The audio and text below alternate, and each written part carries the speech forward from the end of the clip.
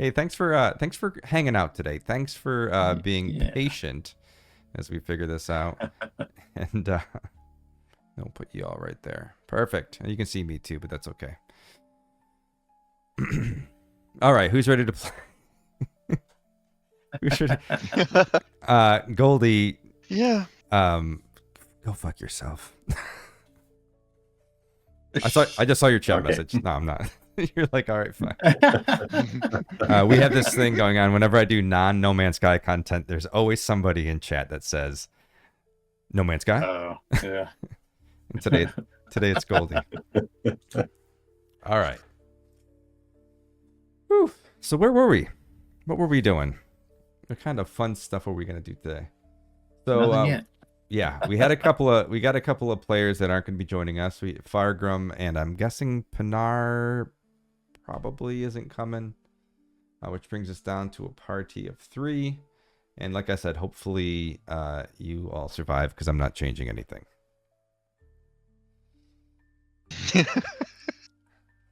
Brilliant.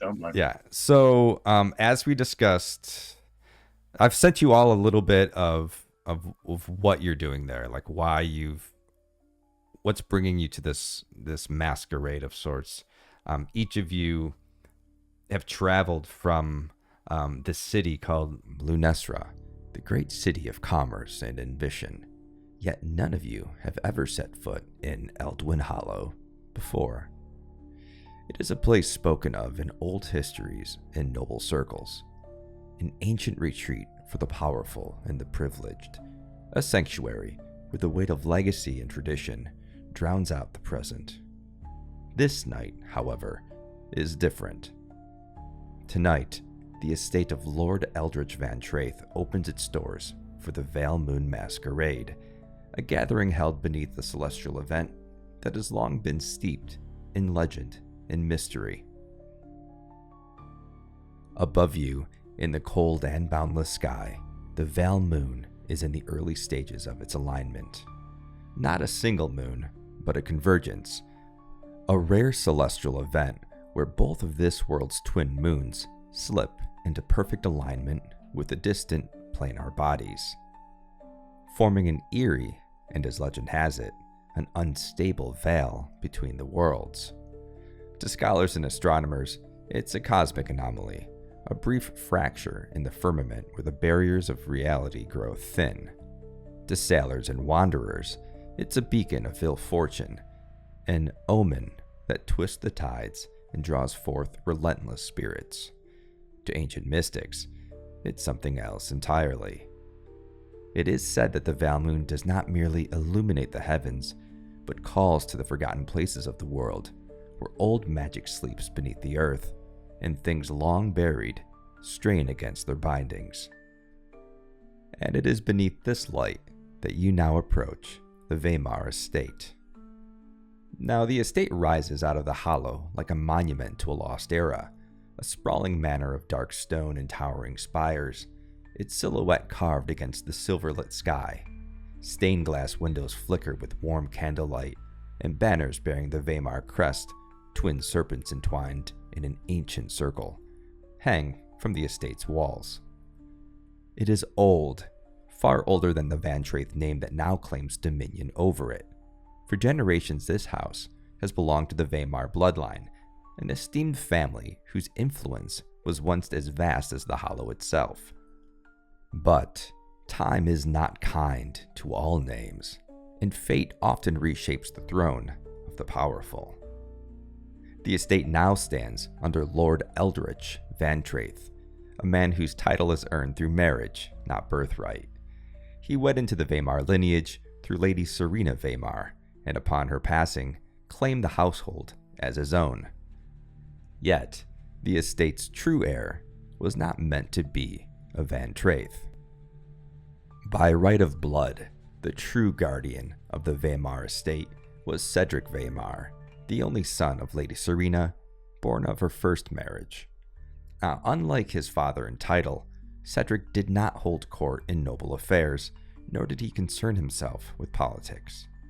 Instead, he sought answers in forgotten texts and hidden histories, taking his studies to the Obscura Lyceum, a prestigious academy known for esoteric knowledge and planar research. To those who knew him, Cedric was brilliant but reckless. To his father, a foolish dreamer. To the Veymar Estate itself, he was its last true heir. Now, you have all been invited here for different reasons. Your passage to Eldwyn Hollow was arranged by different sponsors, guests of the masquerade whom you barely know, each extending a formal invitation in your name. You are strangers, yet you arrive together at the same time, as if drawn by an unseen hand. As you stand at the gates of the Veymar Estate, you know only this: the masquerade has already begun. The laughter of nobles echoes through the manor halls. The warm glow of golden chandeliers spill from the stained-glass windows of the estate. The Veilmoon watches from above, its silver light casting long shadows against the stone. Welcome to the Veilmoon Masquerade.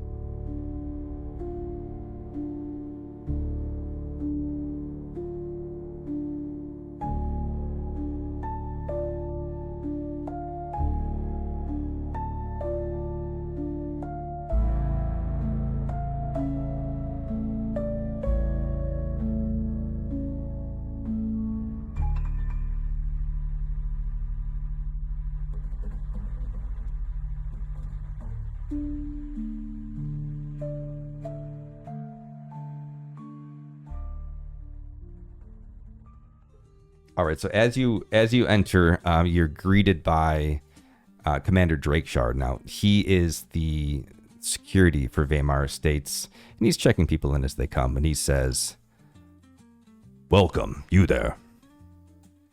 Can I see your invitations, please?" Take up an invitation from my belt pouch and present it to him. Interesting. And Dolgan Silverhammer. yes, the cleric. I'm a guest of Reverend. The Yes. Reverend. All right, that was my next question. Do you have any weapons on you? No, not at all.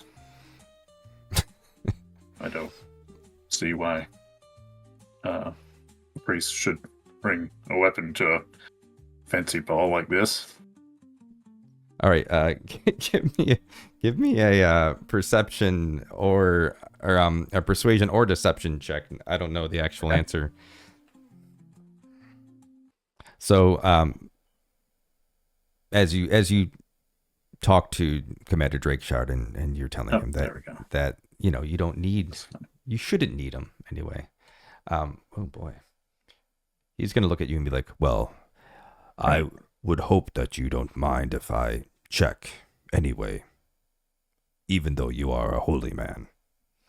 He's gonna check you out, and in doing so, He won't find anything. Yeah, he won't find anything. You have a mace. You have a mace and a hand axe.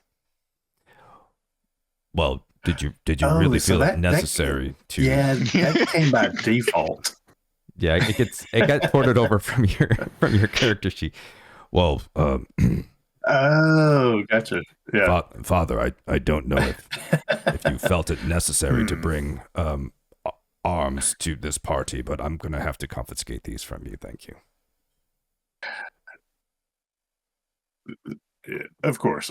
They're merely instruments of the trade. Occasionally, someone, catch dipping their fingers into the donation box. I have to make sure that they don't bring those fingers back out. We all have our reasons. But, Padre. of course, you can. Would you like me to take your shield as well that you've carried out this way? Yes. Okay. Yeah. And I'm assuming my chainmail too. Yeah. If you want to wear the chainmail, you're more than welcome to wear the chainmail. Fully armed. If you feel. Well, good. Okay, I'll keep that. Well, Now, that would be under my robes anyway, right? now there's a chance if you wanted to try to sleight of hand the hand axe, you can do that. As he's like searching you, looking. No. Okay. I truly wouldn't have meant to bring any weapons because as being a cleric, I know that I've got ways of, defending myself if need be. Okay. So weapons weren't needed. But, All right. Yeah. So I'll let him take the weapons and the shield and. All right. So he's like, "Thank you very much. Who else do we have here? I don't think I recognize any of you actually. You, sir, in the hat and the beak. Who are you a guest of?" I'm a guest of, Commander Drakeshard. Oh my word! Are you Grip? We've never actually met. It's a pleasure to meet you. Your prowess and your investigative skills are renowned in the area. I welcome you to the Veymar Estates. But I do need to ask, do you have any weapons? I'm not sure you'd count it as a weapon, but I do have a small butter knife on me. How I small? Cutlery, after all. Well, I don't think there's any harm with... I'll just take out a small dagger. Well, No bigger, like I said, bigger than a... I will need to confiscate that from you as well.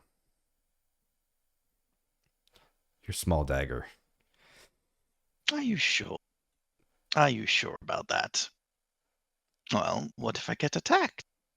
Persuasion check. Or get into a minor disagreement? Alright. There we go. Normal roll. Oh, there we go. Nice. Hey, it's Yep. not bad. Well, you have an interesting point there, and it's just a butter knife. I think you can take that without any problems. Go ahead. Thank you, sir. And finally, who's your last companion here? Oh. Drakeshard is a relatively yes, you see imposing. Goldilocks step forward, making a. And he sort of looks up as you approach. Who are you a guest of?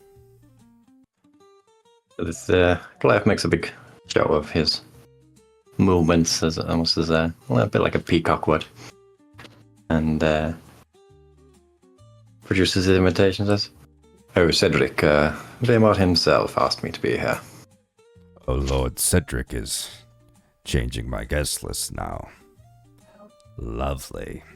Well, do you have any arms that I can take for you?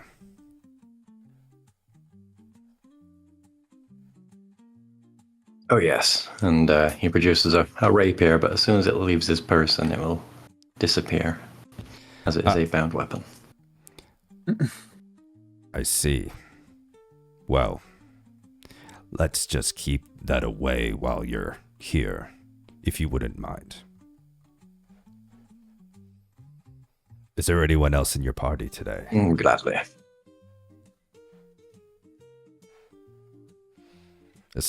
Estelle, come here. I saw a couple of people on the road, but I think they got attacked. Attacked, you say? In Eldwin Hollow, we very infrequently worry about bandits. I will report it up to the Lord, thank you. It was the wildlife. I see. This is Estelle. She will escort you all to the dining area where you can sit and have some food before entering the ballroom. Estelle, if you wouldn't mind. Oh, gladly. How are you today? Not everyone at once, please. I'm doing Better fine. than having seen you, my dear. And the Goliath offers his arm as if to guide her rather than her guiding him. Well, aren't you a big fella?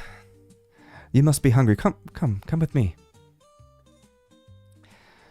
So Estelle's gonna walk you through the hall, and as you're walking through the hall, you see Drake Shard. You see him taking all of your weaponry to his office to be locked away.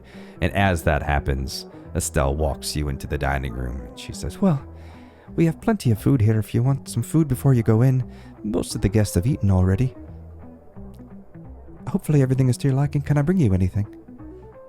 I'll take a mug of ale or mead, whatever you have that's local. Some steak and wine. Steak and wine and some meat. And you?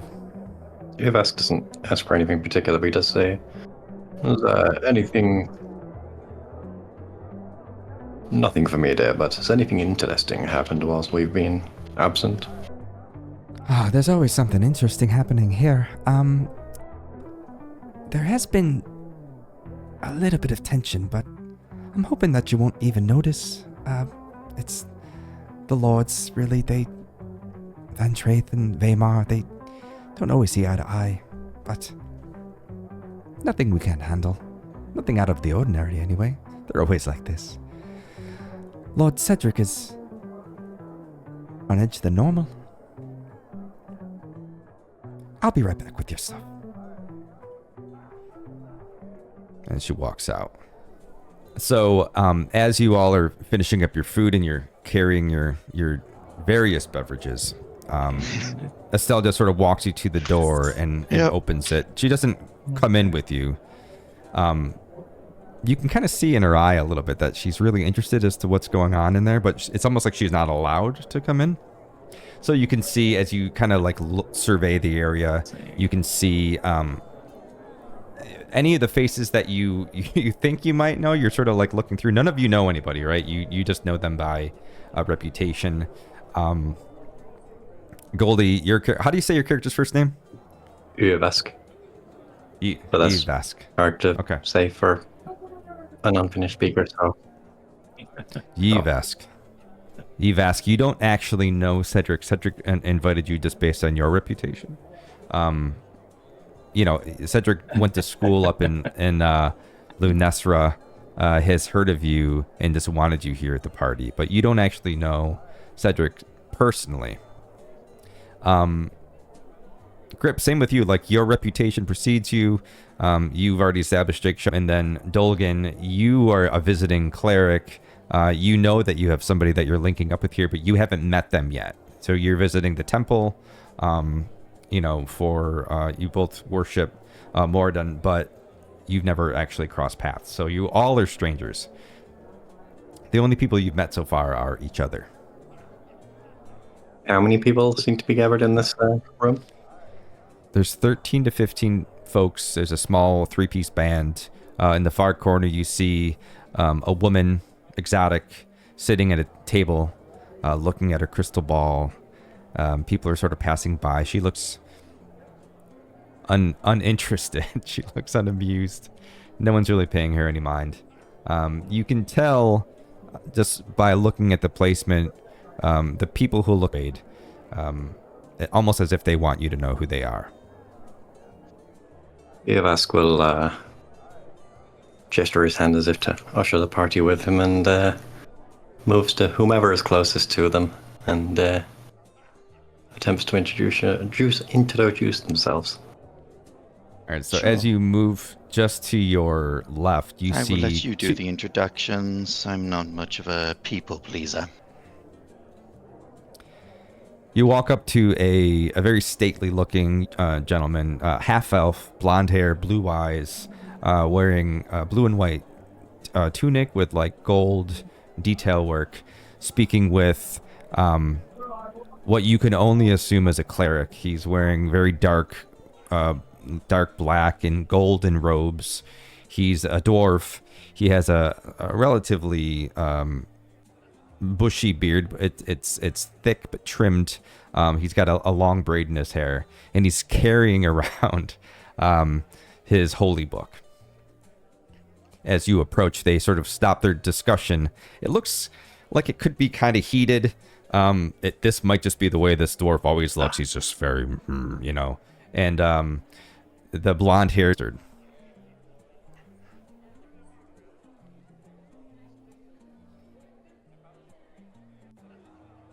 But they look up at you as you approach.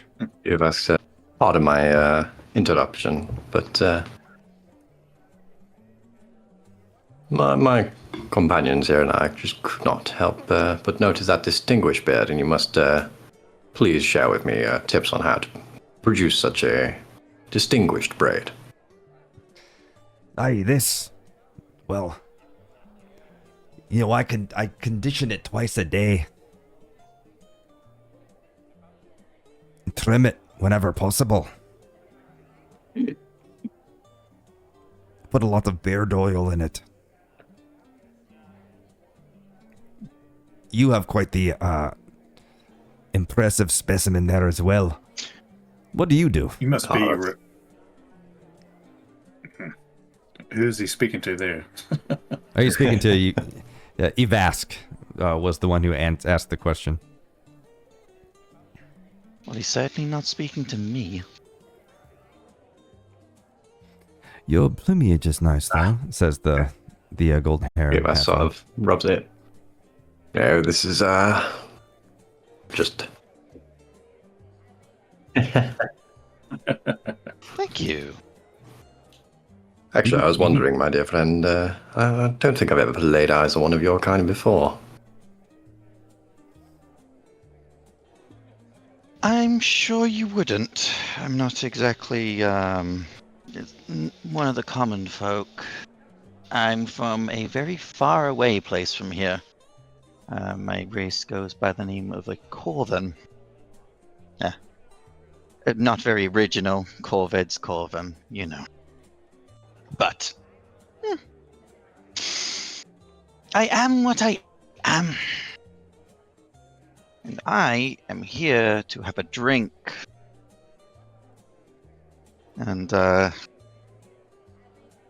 he'll look around for the nearest server. You sort of see people in sort of more conservatively dressed that you sort of indicate to yourself that they are likely servants. They're not wearing any sort of masquerade dress or formal attire, but they're just there to usher food in and out as you go.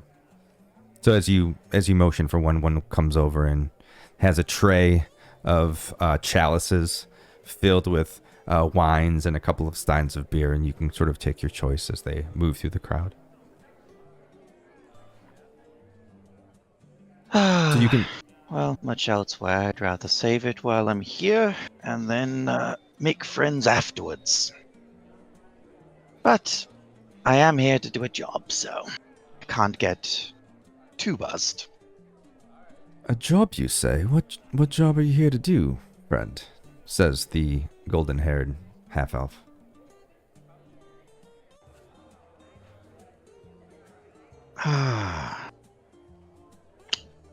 Does my reputation not precede me then? Not far enough. I'll make it known more, but I'm just here running an investigation, getting to know people. It's not every day that you get to interact with the upper echelons of society in a way to better get to know them. An investigation into what? Says the cleric. The Reverend. That is classified, my friend. Classified. Well, I couldn't tell you even if I wanted to. I understand. I do. There's a lot of Yes. weird things happening in nights like this. Especially I mean, with people like this as well.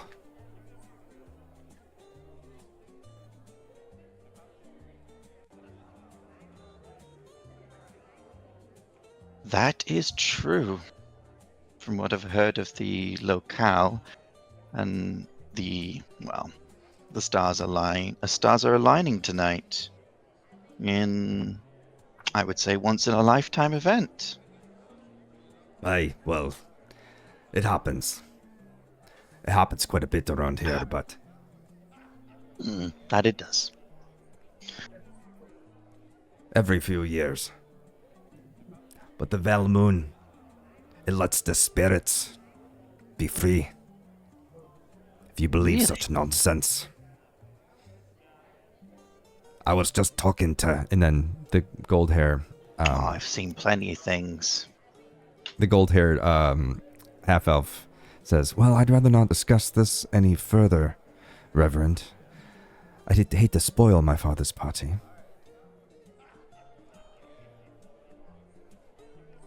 You can tell that the cleric, the Reverend here, is miffed about something. Yeah. Specifically, like, especially to you, Grip.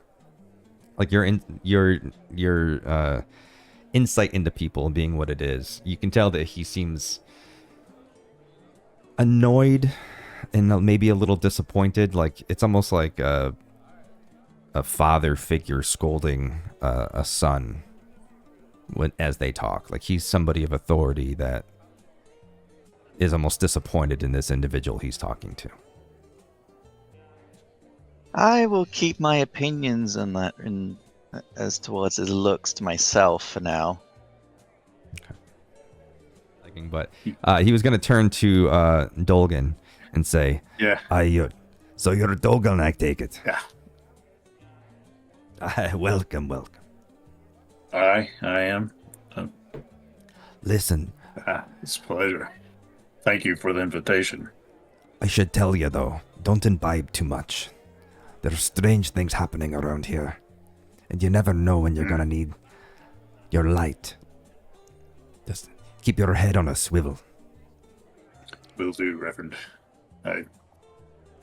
Do you expect trouble, or do you feel anything in the air? It's he sort of like looks around, like looking at, not like in a mysterious way, but sort of like looking at people, because he doesn't want people to hear too much. But he does say, like, it's the Veilmoon. It's this time of year. Whenever this happens, just keep your eye out.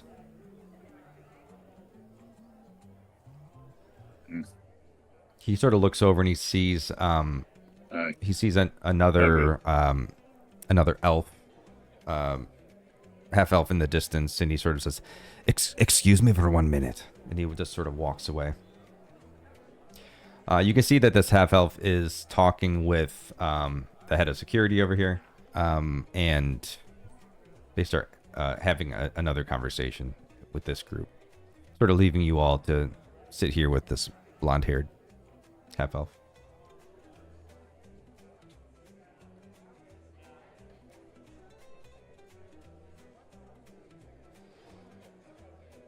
Yvask turns to the half-elf and says, Lord Cedric, I presume.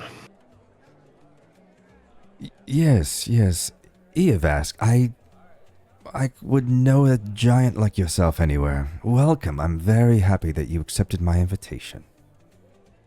I must ask, why exactly would you invite a man such as myself to an event such as this?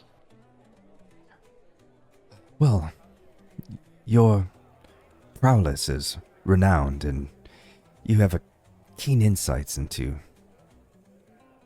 people and things of the mystical nature. It seemed a fitting night to have you come to the Veymar Estates for the first time and, just enjoy yourself a little bit. And should there be an issue, I'd always love to have someone of your prowess on my side.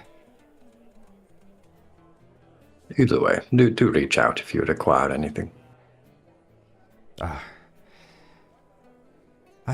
will do that, and I think if I need anything, you will probably notice.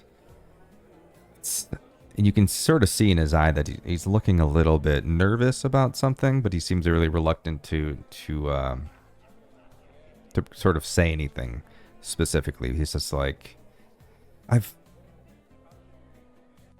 rather not do this right now, to be honest with you, but it's for my mother, so here we are.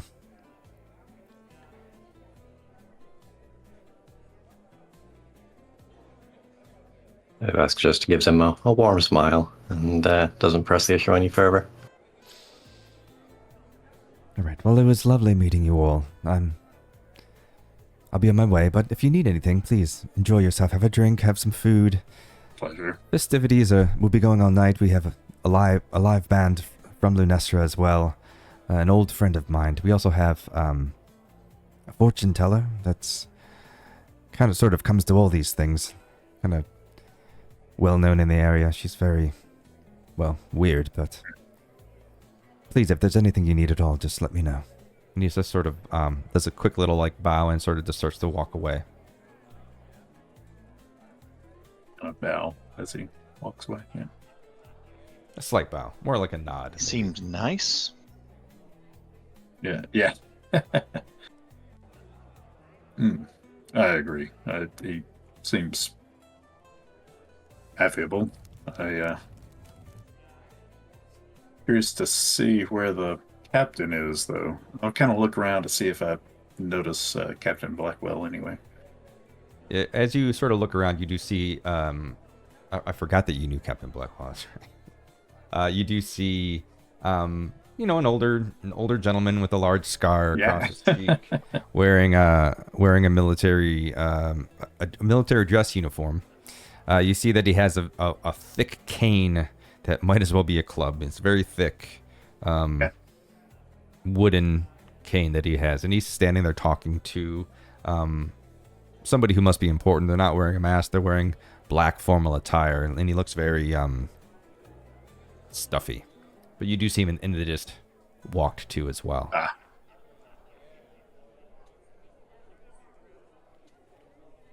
Okay. I'll wait until maybe he's alone or doesn't seem to be in an important conversation before I go over there. So I'll just kind of keep my eye out because I'd like to speak with him, since it's been a while. I'm going to move over to the funny-looking gnome talking to the Harlequin. Okay.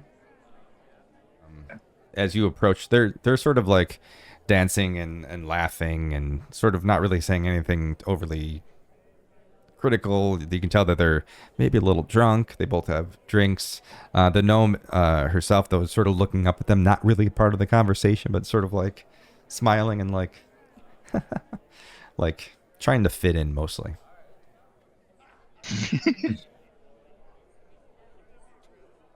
I'm afraid if I delete too many, I'm not gonna the screen's gonna go black, but maybe we'll be okay.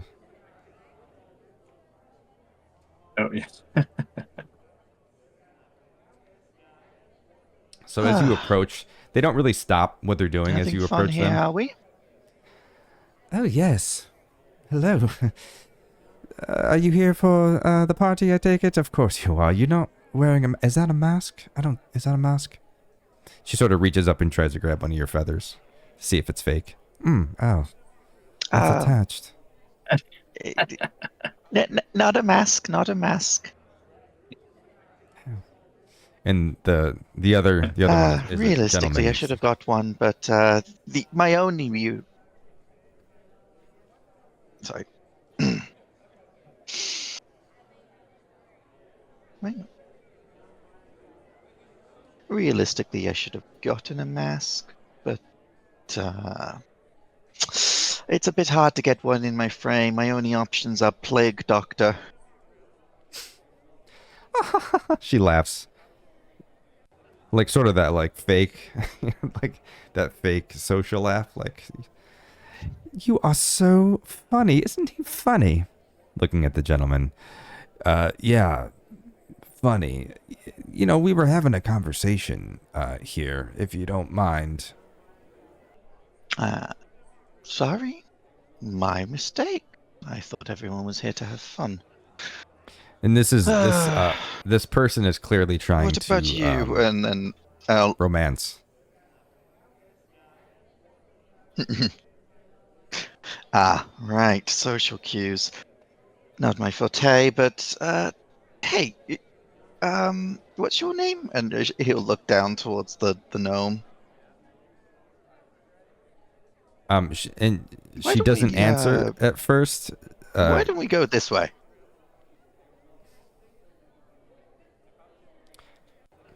So which way do you want to go? Ooh.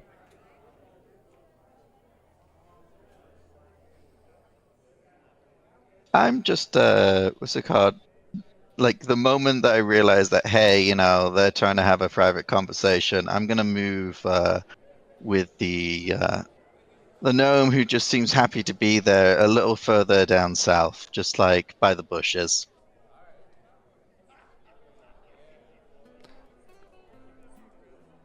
So down here. So the gnome follows you, just sort of like surprised that someone's talking to her in some part, and also just like, hi, how are you? Are you having fun? I'm having so much fun.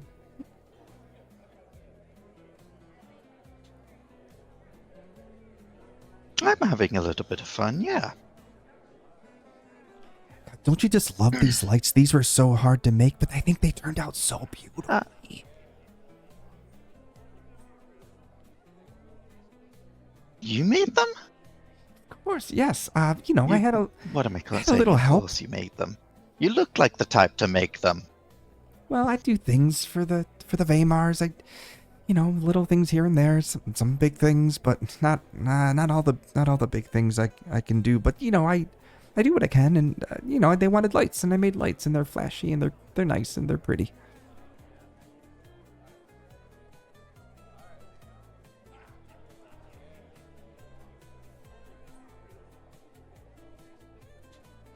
That's good. That's good.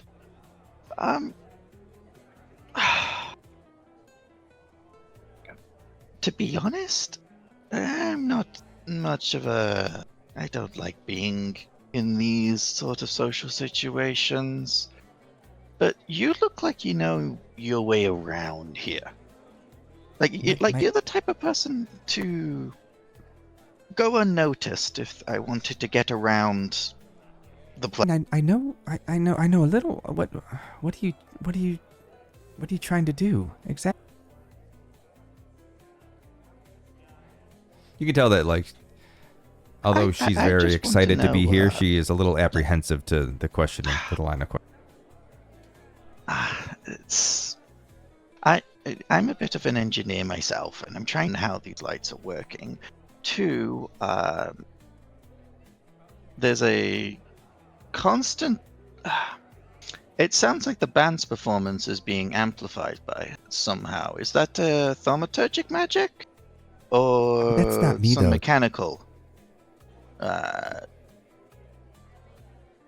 No, I do the lights. The lights are easy. It's some people think it's fairies, but no, loudly, I think. You find it sort of hard to get a word in edgewise with this one. Right. I only really know people based on their names. What's yours? Mine's Grip. I never got it. Oh, I'm sorry. My name is Enwin. Didn't I mention that? I should have mentioned that. I always do that. I forget to say who I am. People don't know. Right. They just call me. They call me the gnome girl, and yeah.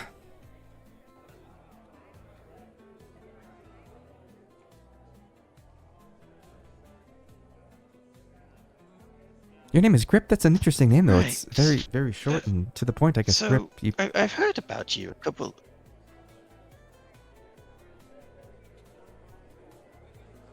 Yeah, it is, isn't it? I've never really considered my name being... now you have me thinking about it. Why don't I have a last name? It's fine. Not today's talk. Oh, yeah. Everyone has a last name, I guess. I have a last name. Did I tell you my last name? I don't think I told you my last name. It's Silverleaf. Yeah. You told me. Yep. I'm trying to think how to move this conversation along, and I'm saying say that out loud by mistake. There you go. Two incredibly awkward characters meet.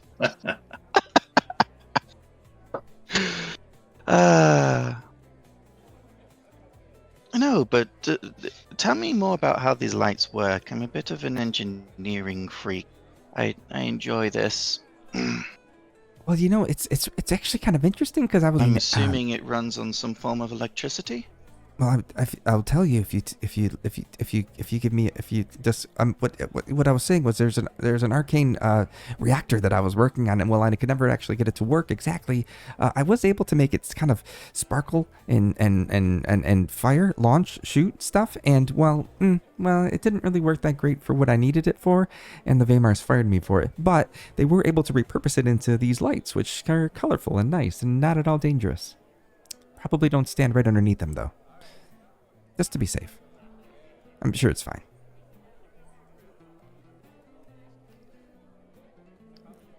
Right, I got that. So you made an arcane reactor that made some firework effect, went haywire, and was repurposed into the lights. Got it.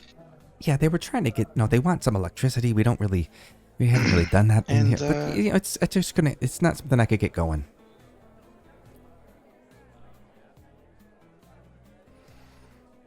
Well, I could help you if you need that. I'm sure we could get this place lit up. Though I don't really know where to run the wires around here. I've never been here before. It's okay. You seem to know yourself a way around. It's okay. The Veymars, I don't do that work for them anymore. Just the lights. No? Okay. Just the lights.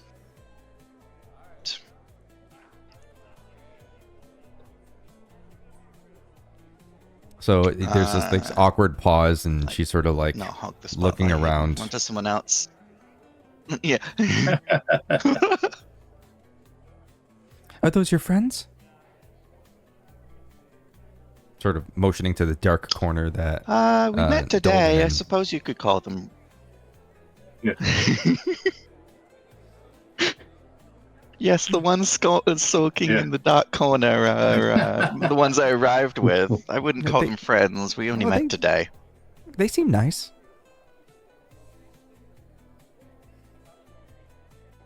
Yeah, Dolgan's not much of a social butterfly, so he's really waiting for the captain for you. That's all he's interested in.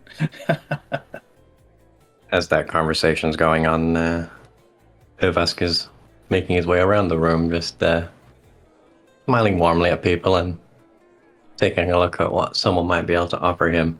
But as he does so, he places his hand towards his face and with a little eldritch incantation casts Disguise Self, just to summon the illusion of a very extravagant purple masquerade mask over his face. So you're still ginormous, but now you have a masquerade mask over your face. Exactly. Ah, okay. He made a point of trying to make it as extravagant as everyone around him. Very nice. So as you walk, you see this like this very maybe a few extra feathers than someone else. Just a little bit better. You see this like swirl of sort of like goldish purple sparkling magic just sort of like slowly drift across your face, and as it gets longer and longer, you see this plumage, these feathers sort of coming off the top. The face, the mask itself comes down and sort of like almost looks like it interweaves with your beard, although it doesn't. It's just the plumage. It's very, very full of feathers and fur, which sort of matches your attire with the fur. Very extravagant. Okay. Okay. In that case, I'll approach the person that had the crystal ball. So as you approach, you see she's sort of speaking to somebody who just kind of looks confused. So I shouldn't. What? I shouldn't tell. Oh, okay. Well, thank you, I guess. And then he just sort of like wanders off.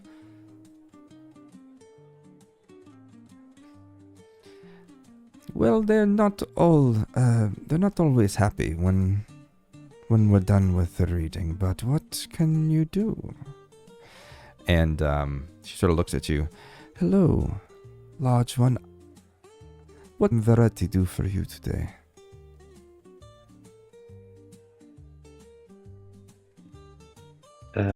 What does she look like? Oh, so she as you approach her, she is Shatterkai. She has sort of long dark hair with like streaks of white. Her eyes are very dark and sunken in. Her skin is very pale, but her dress is sort of formal, not really like masquerade type of party. She has a very sort of mystical whim about her, almost like she's playing it up a little bit. Lots of dark tones with gold detailing. There's some red. She has like a big red collar and a long cape. And as she sits there at this table, she holds this crystal ball in almost like a very stereotypical Miss Cleo, call me now kind of way. Care to have your fortune read?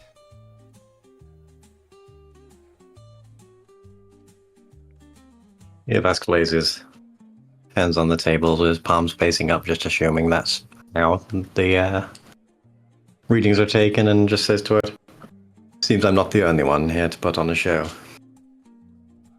Well, you know, the nobles like what they like, and when you are a Shatterkai, you need to give them what they want.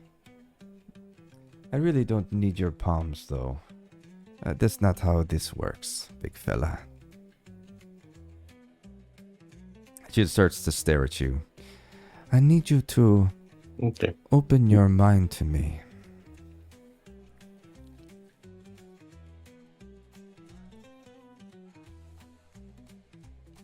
Is this something you're doing so willingly? in whatever way he thinks that happens. Okay. Yeah. By the way, I'm probably keeping my eye on him as well, just to make sure nothing untoward happens to him. Are you staying in your spot from afar, or are you still sort of working your way around? I might start kind of walking. Yeah, I'll probably work my way around. At least be within earshot of him, because I'm not very trusting of a Shataka. Mm-hmm. Yeah. So let me get the group out of my. There we go. All right. So as you sort of like walk around, like move through the crowd slowly. Are you trying not to be seen by the commander quite yet, or the captain? Excuse me. You're waiting to be noticed. I'm just I was waiting for kind of an opening of him not having so many people around him. Mm-hmm. Or maybe when he's not involved in a conversation, being able to draw him aside. I didn't want to make a big deal out of it, kind of thing. Okay. So all right. But I'll keep an eye. I'll kind of keep an eye on him, just quarter my eye, but then kind of curious about the Goliath talking to this fortune teller at the moment. Okay, so as Yvask is sitting at the table and Verity is just sort of staring at him, she says, "You have seen much strife in your life, yes? You fight a constant battle. Oh, yes. I see that your life is a bit of a war. Mine is very similar. And in your future... One might say that. I see And you see her like sort of struggling. She's sort of making a scowl with her face. I don't know what else you would make a scowl with. She's scowling with her face, her whole face. She says, I cannot read you. I cannot see past this evening. Maybe I am tired. But that does not bode well for one of us. And she sort of looks at you with this sort of a playful smile. He gives her a wink and turns to walk away, saying, "It's okay, darling. We all have performance issues from time to time." Charisma check.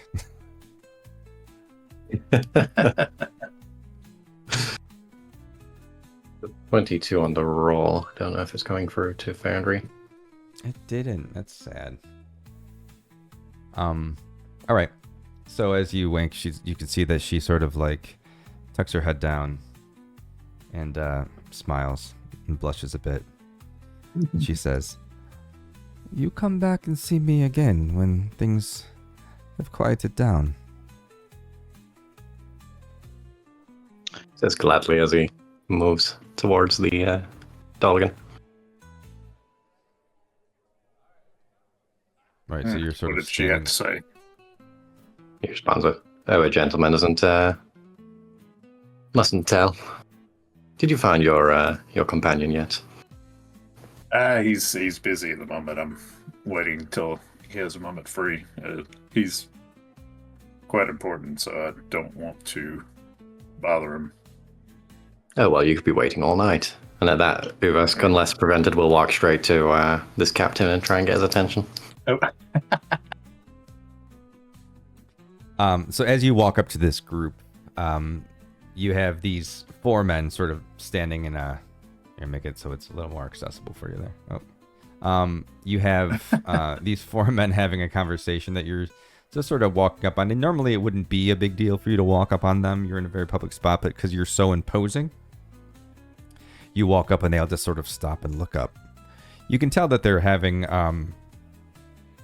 a serious conversation, but not like a heated one per se. The only one that looks like any level of upset is the Reverend, who you've already met, and he had the same level of upset when you talked to him then. It's just the way his face looks. So as you walk up, Commander Drakeshard says, "Yes, you was Lord Veymar's friend, correct?" Yes, Yvask Windwalker. It's a pleasure to meet you. Yvask, yes. And then the darkly dressed half-elf says, "You know Cedric, then?" "How do you know Cedric?" In a matter of speaking. "Are you a Most friend of our from... reputation. Are you a friend from the Lyceum, the Obscura Lyceum?" Oh, the Obscurum Lyceum. Yes. That is where we met. Yes.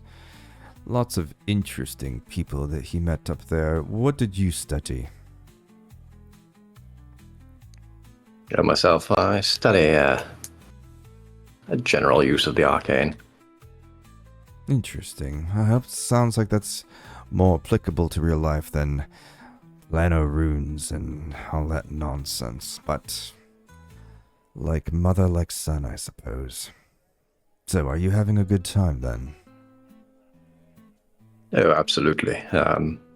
Lovely affair you've put on here for the Veilmoon. And as you're saying that, the captain pipes up, "Yes, I think this is far better than even the last time that we did this."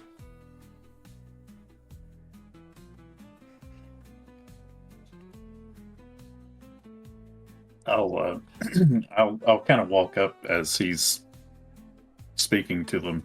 Now that he's kind of broken the ice. Yeah, move. Captain Blackwell, it's a pleasure to see you again. Now I'll kind of lift my mask up, just see if he recognizes me.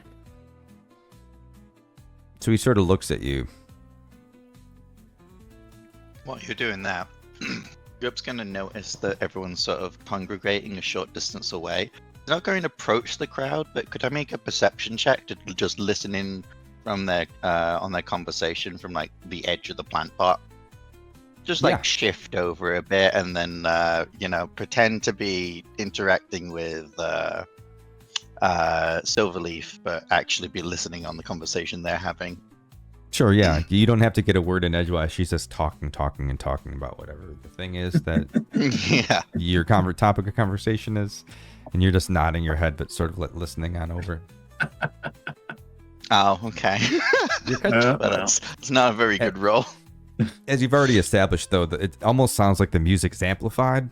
It's hard to really hear too much because of the group there playing very close to you. You can kind of get a couple of words here and there, but nothing too substantial.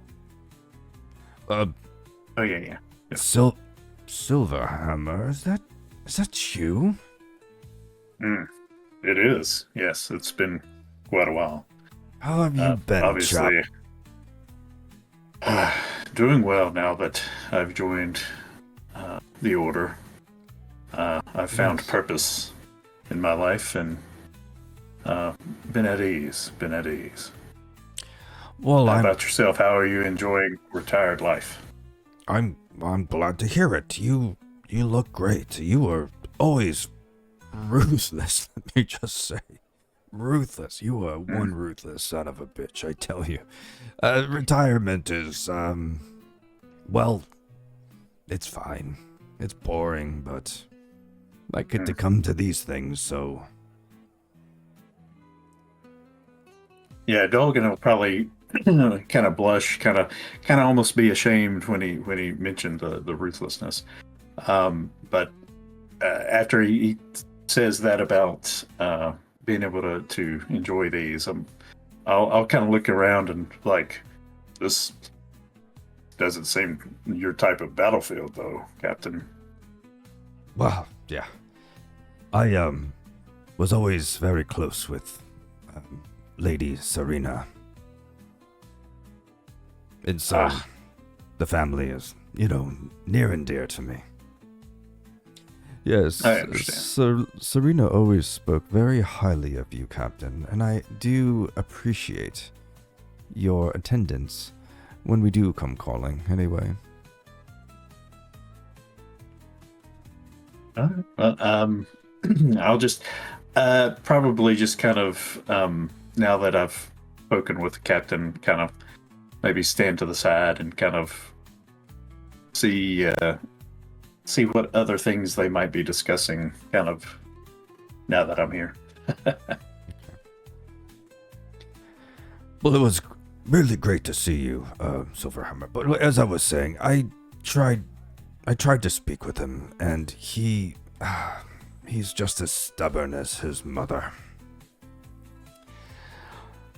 As he's talking to the half elf in the dark colored clothes, he's like, well, they've always been that way, both of them, very on edge. He wanted to cancel this. Did I tell you that? He wanted to cancel this whole thing. Could you imagine what his mother would think? Looking at Drakeshard. Well, I don't see any threats to really even worry about, so I think it was prudent to keep it going. Followed by the Reverend. Well, you know that I always think this is a bad idea. This is blasphemous. I don't know why you keep doing this anyway. And he sort of looks over at Dolgan to try to maybe see if he would agree with him. Yeah, Dolgan will be like, yeah, so involving spirits is always tricky business. As you're like holding this large chalice in your token picture. Yeah, that's right. Taking a sip. Blasphemous. Acting. Yeah, that's right. Try not to drink too much, though, just in case. He did warn you not to imbibe. That's right. That's right. So Drakeshard's going to turn to Yvask and say, "Have you had a chance to meet with Cedric at all? How did he seem?" Cedric seemed aloof, as is always expected at the university. Other than Yes. that, not out of the ordinary. Aloof. And the darkly dressed half-elf, who none of you recognize, but you do see that he's probably the prominent figure here, says, "Well, ever since his mother died, he's felt the responsibility of the Veymar name, so he has it in his head, something he learned at the Obscura Lyceum, that, you know, it's the end of the world and all that jazz. But I don't indulge him. He's probably off in his library now, doing his thing, like he always does." Was he much of a bookworm at the Obscura Lyceum? What was your name? Pointing at you, Yvask. Yvask, Windwalker. Oh yes, he's a diligent student. And now he has never heard of you, but he likes to seem like he is a man around town. He's like, "Oh, Windwalker, you say? Is that of the northern Windwalkers, then?" My tribe is from the mountains to the north, yes.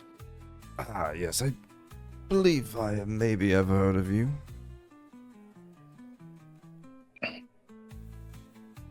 He looks around the room and then the very fine wares that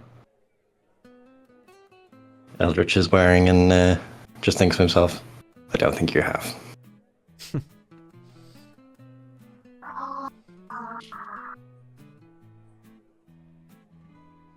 Didn't you, Drakeshard turns to you, didn't you have another in your party when you came here?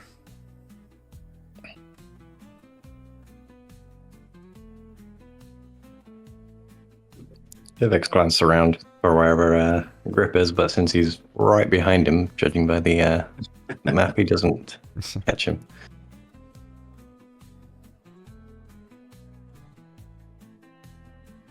Perfectly out of sight.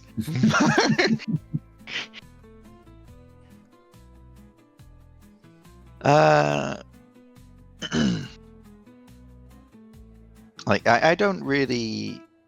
What amount of information from that did I gain with a 9 perception? Not really much of anything. You can just sort of hear that it's just sort of idle chit chat. Nothing too much. You may have heard the name. You can tell that they're talking about Cedric specifically, though. You've heard his name kind of through the noise.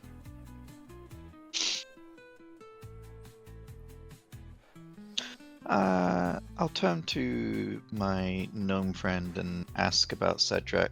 What do you know about the Cedric kid? Cedric. I shouldn't. He's fine. He's a nice. I really shouldn't. About the Lord. I'd hate for the. I mean, these sort of events are constant. Yourself. That's all this is. I want to get a better idea of one of the hosts. Persuasion? Did you do persuasion on her yet? No, I'll do it. Okay. I'll do a persuasion check. Yeah, give me a persuasion check. Okay. Boom. My rolls today are terrible. Well, that's a 10. Oh, you're lucky she's feeling chatty.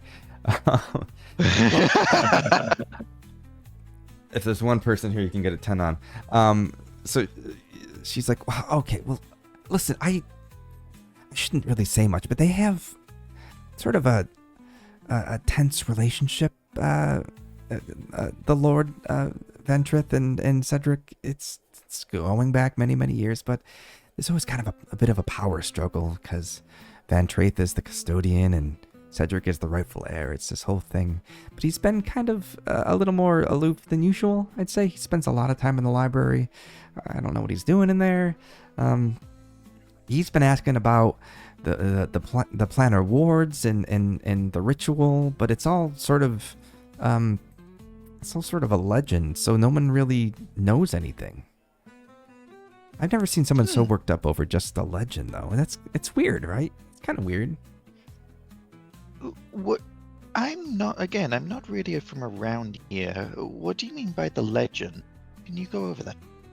Oh my! You don't know this is a good story. So, the Veilmoon is just our moons, right? They converge. It's just a total eclipse. And then it's said that there's a planar alignment as well, and that the veil between the planes lifts or weakens, and that all these bad things can kind of come through. But the Veymars are very popular and famous because it was their ancestors who did this, I don't know, a binding ritual or some, I don't know my rituals. I'm more of a Gears kind of gal, but they did something and fixed it. And so the Veilmoon we all come here and we celebrate that they fixed it. Oh, okay. Yeah, it's really good. Assuming the legend, the reason he's so worked up is that there's this.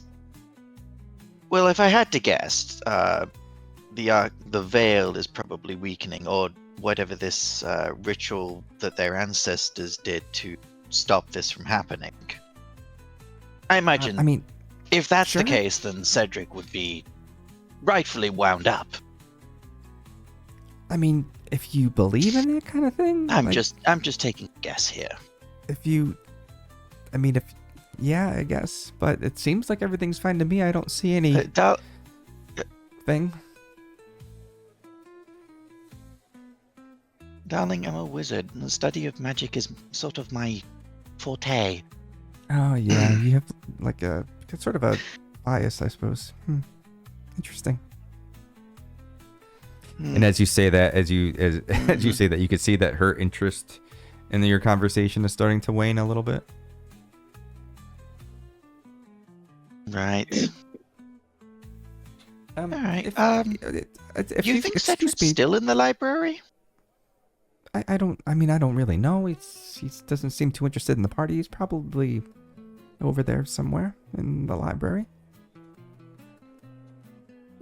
Maybe I'll go have a chat. I much prefer the comfort of a good book than this, so I might see you later. Okay. He's going to finally take this as his cue to leave. Oh my, he's been trying to leave this awkward conversation, one-sided exchange this whole time.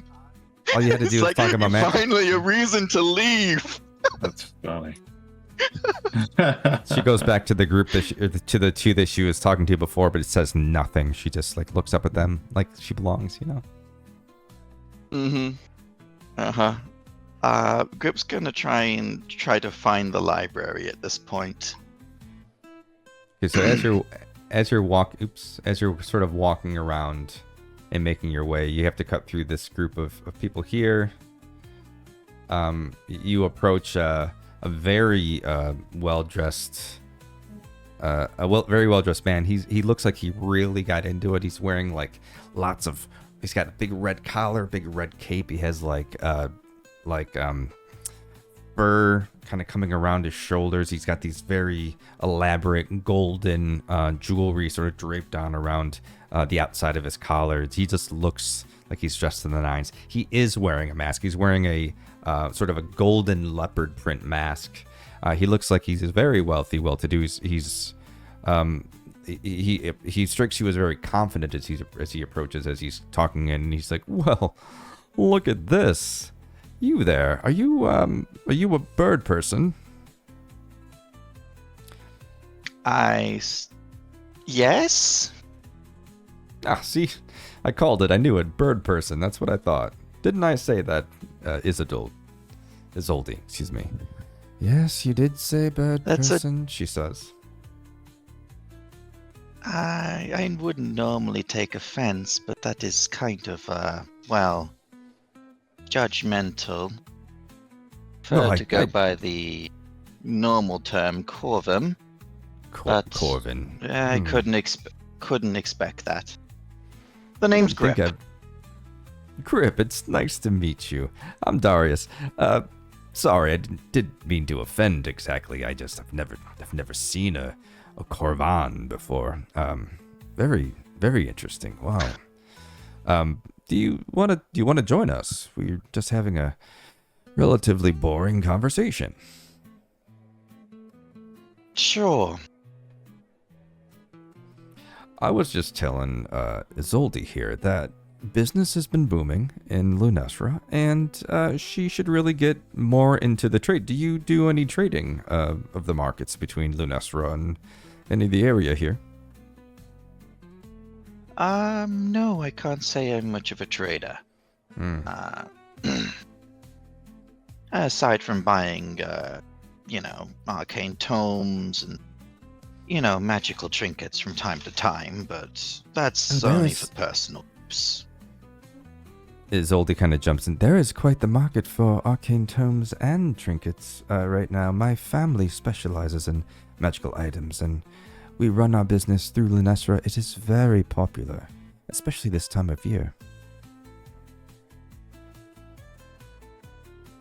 You do? Oh, yes. What is it that you sell? Oh, it's... I mean... a lot of specialty items, really. Oh, we just did quite a big sale of some old rune tablets. Nothing too crazy. It's more of a curated item. Lots of tomes, lots of old histories, that sort of thing. Nothing dangerous or, illegal or anything, but, it pays the bills. Not that we need our bills to be paid. My family's been doing this for quite a while.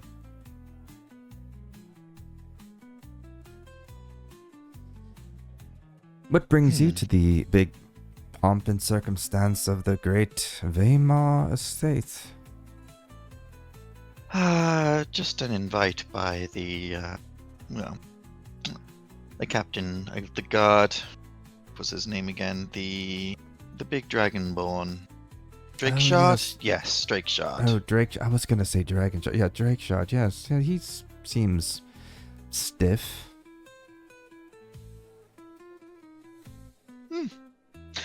It's not really much. I'm just here to observe, meet.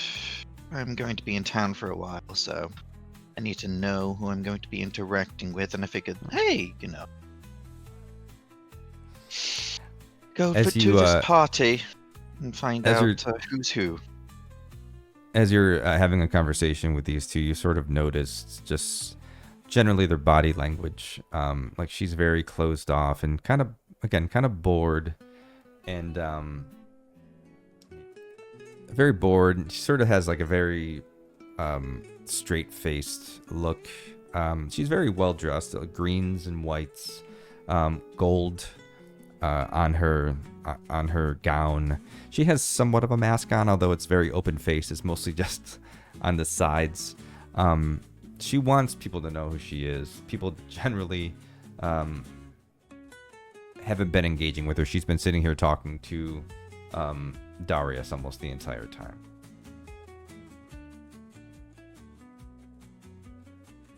You said your name was Isolde, right? Isolde Grey Whisper. It's nice to meet you, Mr. Grip. Grip. Just Grip. Just Grip. Just Grip. Yeah. Okay. Oh, interesting. So it's just Grip. All right, Mr. Grip. Yep. No last name.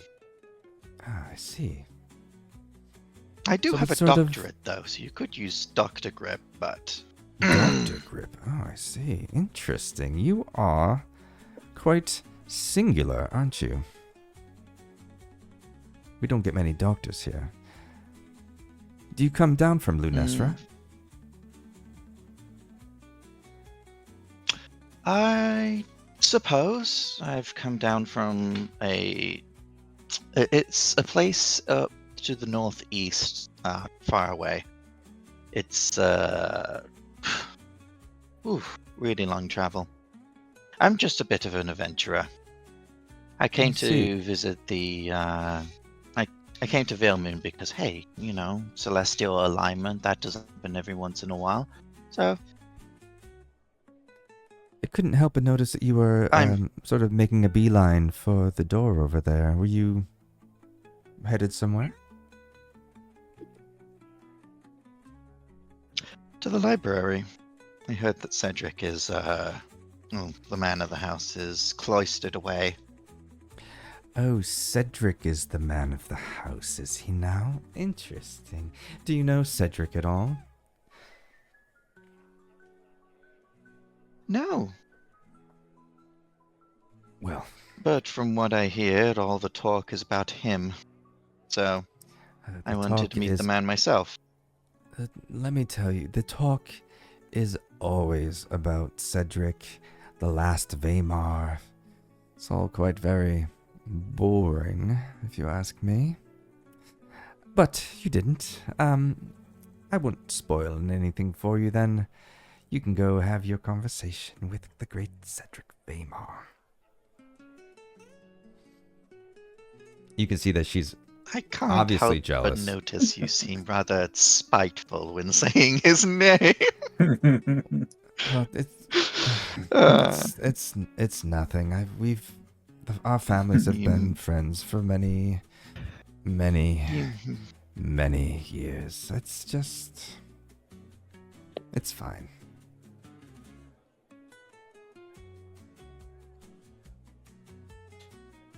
Well, Now, maybe I'll pinch an arcane tomb from the library for you.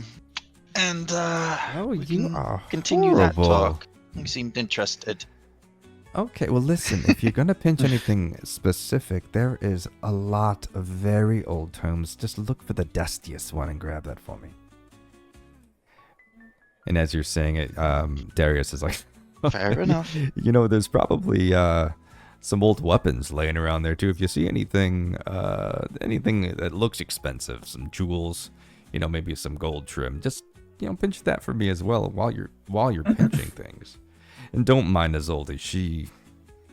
It's a long, they have a history. She's just a little bit bitter, and, you know, she has her own opinions.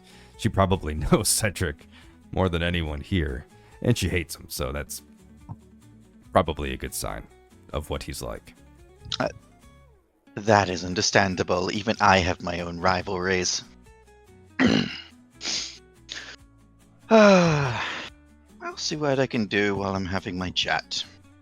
Oh, and if those two, and I point over to the conversation of the old men happening in the corner, the cleric and the big guy, if those two happen to come by, tell them where I am.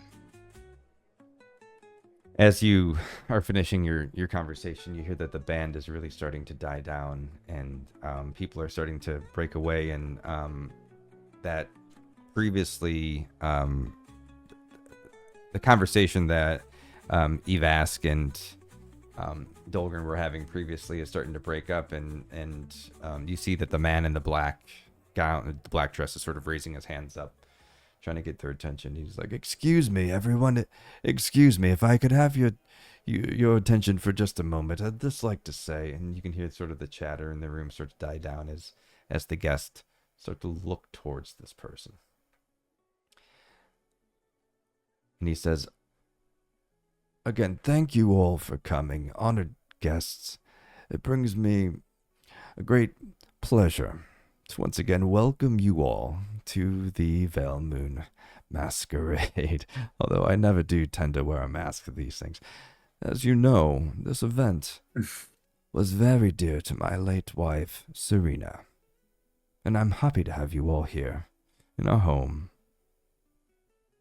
honoring her memory with me. And he starts to trail off. You can tell he cared for her deeply. Now, for centuries, this night has been one of revelry and refinement, of kinship and tradition. As we stand beneath the celestial grandeur of the Veilmoon, we are reminded that history is not merely something to be studied, but something we shape, something we carry forward. Now, and though some cling to old superstitions, let's not be burdened by myths and ghost stories. Tonight is about the living, not the past. Just realized the band was still playing. There we go. It is about those of us who dare to embrace the future. You kind of see people around the room are starting to clang their glasses together in agreement, and you're like, here. So drink, dance, enjoy the night, my friends. The house of Veymar, that is, the house of Vantraith, welcomes you with open arms.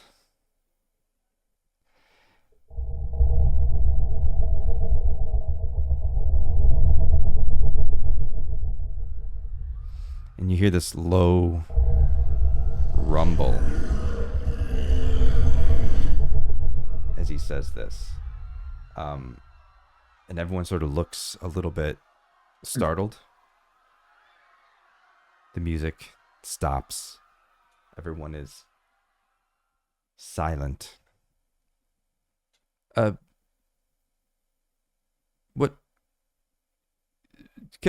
Carry on, everyone. That was nothing. Just he points to the band, and he sort of waves his hand in the air, like keep it going. The band starts picking up again, and the chatter starts. I'll look to the Reverend to see if that kind of signified anything, like if he was surprised. You can, as you look over to the Reverend, you can see this look on his face that's just like shock, sort of a little bit of maybe disbelief. And he looks at you and he says, like I said, head on a swivel. And he's sort of like looking around very cautiously. Okay. I will do the same. Looking for anything out of the ordinary. Lord Vantraith walks up to where Yvask is still standing, and says to Drakeshire, like, find Cedric, please. And he sort of rushes off to do his thing. I was going to say, and I was going to look to Darius and Azord and be, see, and that is why I have Cedric at the moment. I'll be off. Yeah. Now that you've made your way, you start making your way to the hallway that you just saw Commander Drakeshire run through, searching for Cedric. And as you approach the door, you see that Drakeshire is standing right there. He says, "Oh, Grip, come with me. I need your help." And he sort of looks over to Very well, Commander. He looks over to Vantraith and sort of like motions towards the library. I'm going, since I'm kind of looking that direction, I'll kind of follow a little farther back, just kind of somewhat discreetly. Okay. So all of you are sort of making your way And again, Grip has an Yeah. invitation, of course, and you two are just sort of like That's coming why I'll be along discreet. as looky-loos of Yeah. sorts. That's right. As you all come through the door, first Lord Vantraith came in, kind of running past you, Grip, running to Drakeshard, blowing past him, and then falling to his knees on the ground. Drakeshard asked you specifically, Grip, to come in. And he doesn't really protest at anyone else coming in. He's really just specifically looking for your expertise. And he says, "Oh, Grip, thank goodness you're here. I know this isn't the reason, but I need your help. Lord Veymar has been murdered." What? It's the strangest thing. He was here by himself. Take a look. and as you look to the back, you see Cedric Veymar pushed up against a bookcase and slumped down to the ground. Sort of turn away from you, turn to one side away from you, you see blood everywhere. You can't see from your particular area like what the specifics are. You can't really see how he died or anything. But you do see Lord Vantraith kneeling further back, not at the body, but a little further back, away from the blood, sort of sobbing. And he says, I was meant to protect him. He's at a loss for words as he just kneels there. And Drakeshard says, I don't have experience with this sort of thing. Would you help me? Would you take a look? Tell me. Yes, of course. Tell me who did this. That I will have to follow up with you on, but lead me over to the corpse. So as you approach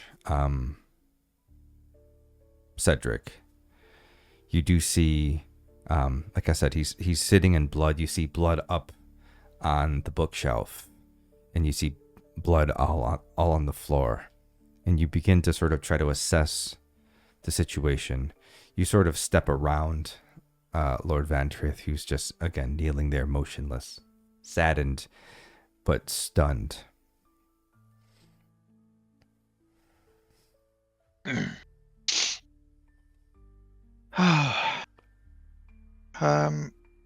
Was he...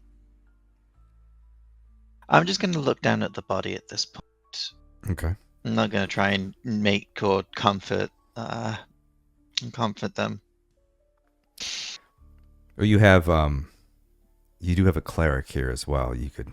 Yeah, I was gonna come in and seeing that kind of from the door frame, kind of walk in and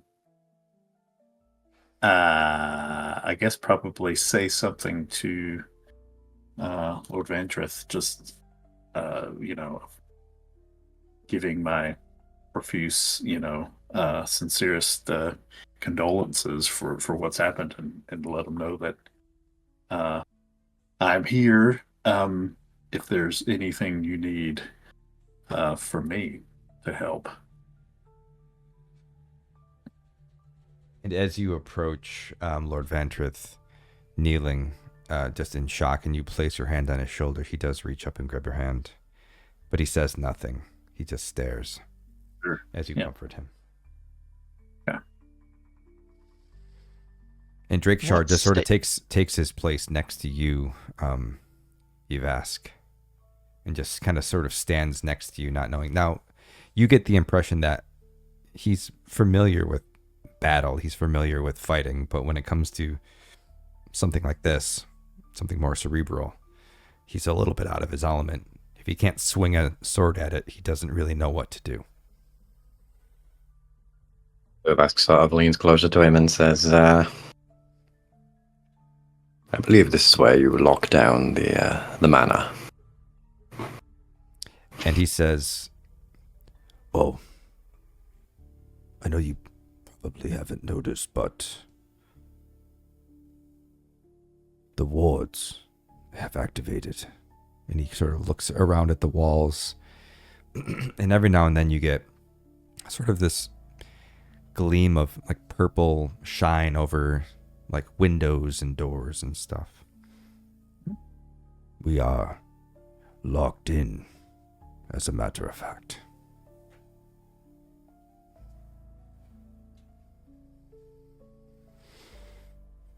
Interesting. I would like to roll investigation on the body and try to determine what exactly killed him, whether it was blunt force, slashing, poison. Sure. It- I'm sorry, go ahead. Well, I was going to say, because as he does that, and I've got the medicine skill, could I assist him, even though it's different skills, but trying to find the same outcome of what killed him or what ultimately was Yeah, it certainly. did? Okay. Well, So I'll why don't you aid roll or help investigation him. with advantage? Okay. Advantage. That is a 20. Whoa. A 9 and a 4. My rolls. Oh my god, they're awful. Right, so as you approach the body, you're very careful not to disturb the scene, the blood around it. You're specifically focusing on the body itself, part medically and part just from your knowledge of, you are an investigator. You have knowledge of like forensics. So with Dolgan's help, you begin to sort of roll the body. And as you do so, you see a few things, most notably a large dagger sticking out of his chest. And it's not just any dagger. It's a very crude, just vicious looking dagger. It's obsidian with gold gems, and it has runes on it that the blood just seemed to be absorbed into and give off a shine, like a slight shine. And it's directly in the center of his chest. Dolgan, you reach down and you check for carotid pulse, as is your training, and you feel nothing. You reach up and you take his eyes and you gently close his eyelids. Grip, you notice also that his throat is cut. Wow.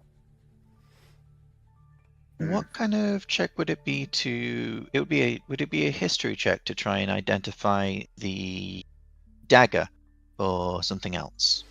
It would depend on what you're looking for exactly. History could identify any sort of historical significance it could have. You can do an arcana if you're trying to detect any sort of magical elements to it. If I would rather know what sort of make and where the dagger's from, because that might help narrow down who it belongs to. Because it certainly doesn't look. It looks out of place in the sort of regal bluish attire. Everything here Sure. looks far too different. All right. Cool. Do a history check. And while he does that, I want to use detect magic. 18. Okay. So he's doing 18. You're casting detect magic. So historically speaking, as you look at the knife, you don't have any specific, it doesn't bring to mind any sort of specific artisan or historical significance. However, you do recognize, just through your experience as an investigator, it's very crudely made. It's obsidian. It's a block of obsidian that appears to have been chipped and whittled down into a blade. But there is some artistry to it. Now, the obsidian is very hard and difficult to manipulate. But what's more interesting to you is how the runes are carved into it.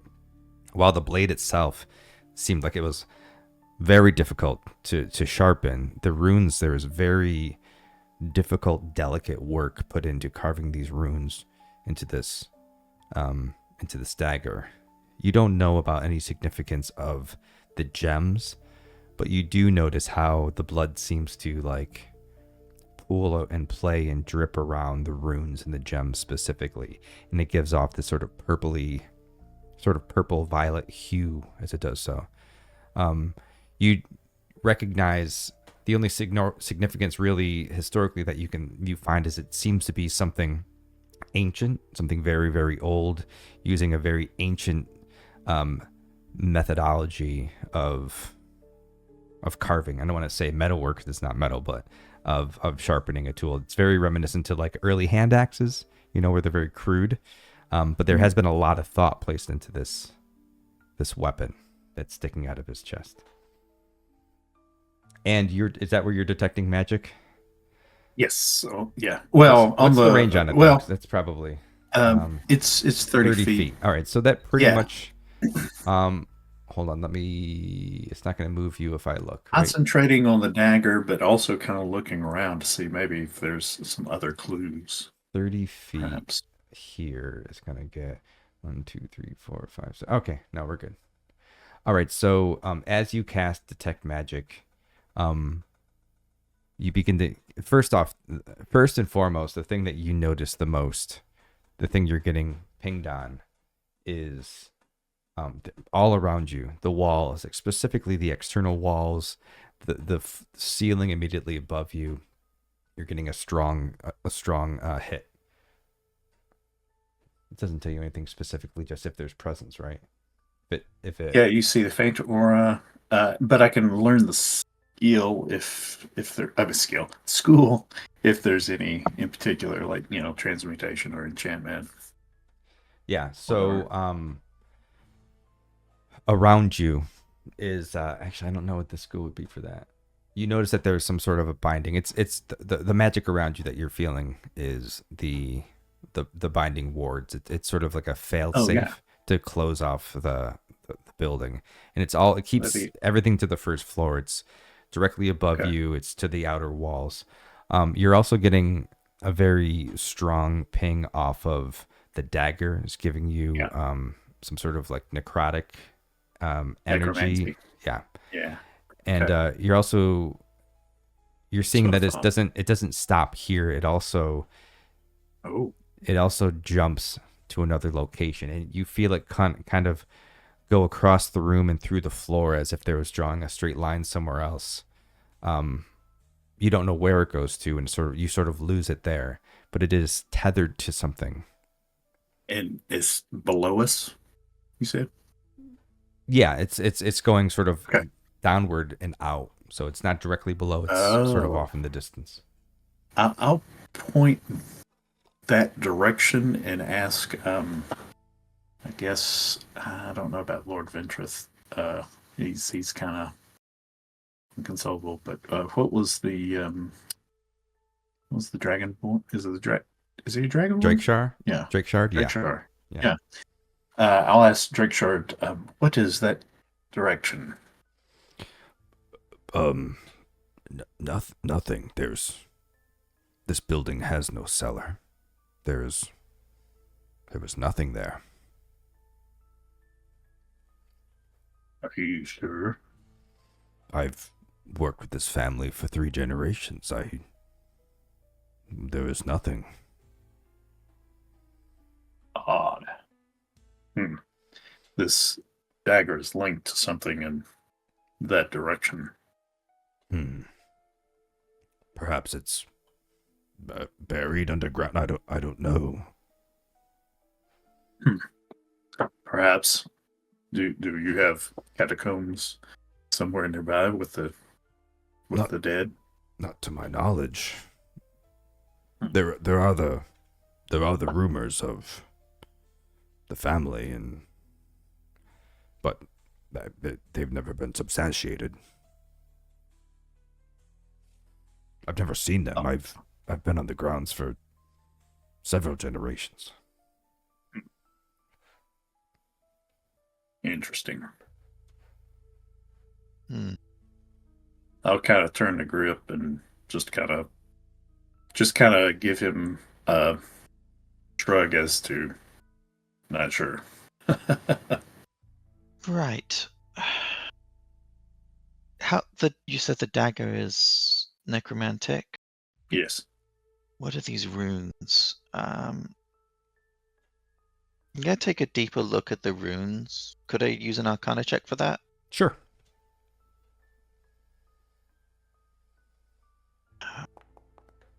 Necromantic runes. Oh, saw that 20, and then it just Yeah. Oh got man, into a it then. 2.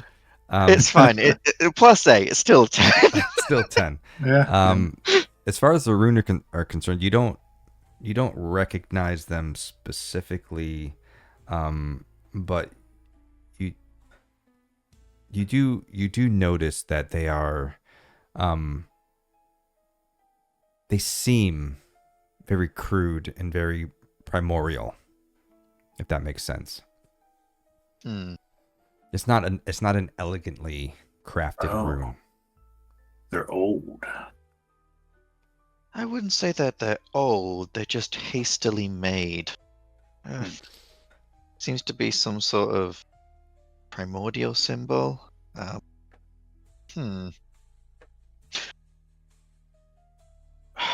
Perhaps there's someone that might recognize them, or maybe there's so many books around. Maybe there's something here that could give us more of an idea. It could. Speaking of books, you mentioned that there was a trail, a sort of sense coming from somewhere. Where was that? What direction? I'll point it out to him. Kind of. Yeah, I was assuming kind of down and out. You said out towards the outer wall. Yeah, if you're looking at it from above, it would be from where he slumped over. It's down and sort of towards the center of the estate, more or less. Oh, in that center. In that direction. Okay. Not to say it is the Sure. center, but in that direction. Right. Yeah. Okay, because I was thinking it was more towards external, but it's more internal. Okay, that's even okay. That makes more sense. So for your investigation check, you specifically looked at the body. Something I didn't indicate to you that I should have, and I apologize, is that just based on your understanding of forensics and also your combined understanding of investigation and medicine, you can tell that the first cut was the throat.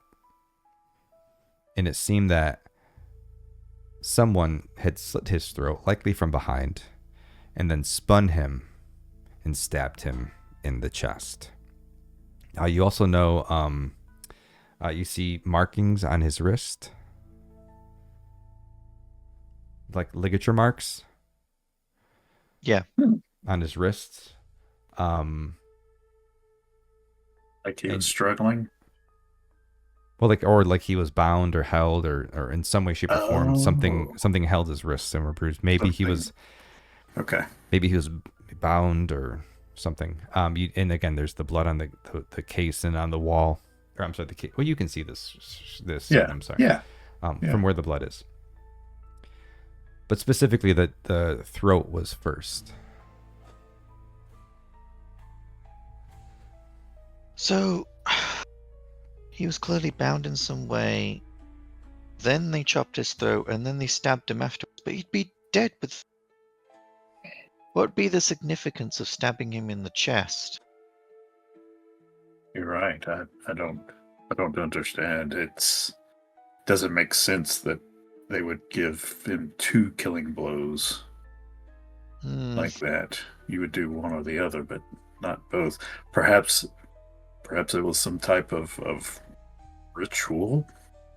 I would have to say so too. The markings, the necromantic energy, it's all lining up to some sort of ritual. What's happening behind us in the ballroom? The musicians are still playing, but you don't hear the chatter at all. Everyone's sort of gotten quiet. Are they aware of what's happened in this room? They do not know what's happened in this room. They realize something is up. A few of the party members have tried to leave and can't. So there's a little bit of a panic stirring. But they're mostly just sitting waiting for news on what has happened. What's causing these. Yvask is going to pull from his spell pouch a small piece of fleece and start performing a few esoteric rites, and going to cast Silent Image, and he's going to create the perfect image of Cedric and make it walk out into the room to look around, and he's going to, whilst that's happening, try to notice if anyone seems surprised to see Cedric. All right, so you're talking back in the ballroom. You're gonna have an image of Cedric appear. I'm gonna make an image of Cedric seem to walk out of the room, look around, and then walk back into the room. And whilst that's happening, Yvask is gonna try and see if anyone seems surprised to see Cedric. While this happens, Cedric appears to have walked out of the library very calmly and sort of walking the perimeter. Not to be center stage, but like just naturally as he normally would, or how you would imagine that he normally would. And you see a lot of eyes turn to him. He is the sort of the lord of the house. He is not the lord of the house. He's the rightful heir of the house, but they do look for him for spiritual guidance, and they don't seem to get anything from him. As far as people looking surprised to see him, you do notice a couple of people start to like look and then look around. Specifically, Isidoldi kind of like squints at him a little bit disbelief, in a little bit in disbelief. But that's about it. Okay, I'll just make it walk back into the room so that there's nothing suspicious, and then go back into the room myself whilst the guys are doing what they're doing. Okay. Could you go and follow that trail that you think you find before your spell ends, of course?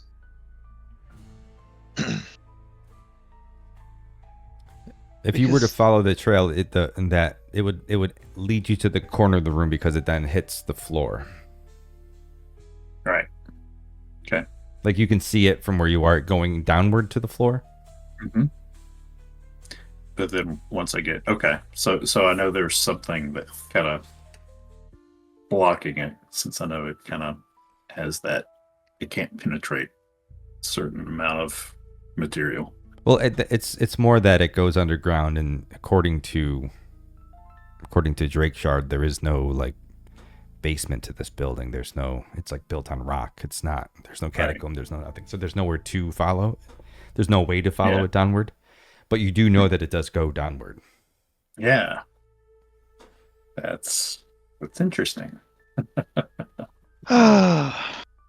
So if you're saying it goes down and there's apparently no catacombs, I'm going to assume that's just because Drakeshard doesn't know that there's any catacombs. These fancy mansions, especially one as ancient as these, have to have escape routes for the royal families. So, and those are usually only known by said family members. Mm-hmm.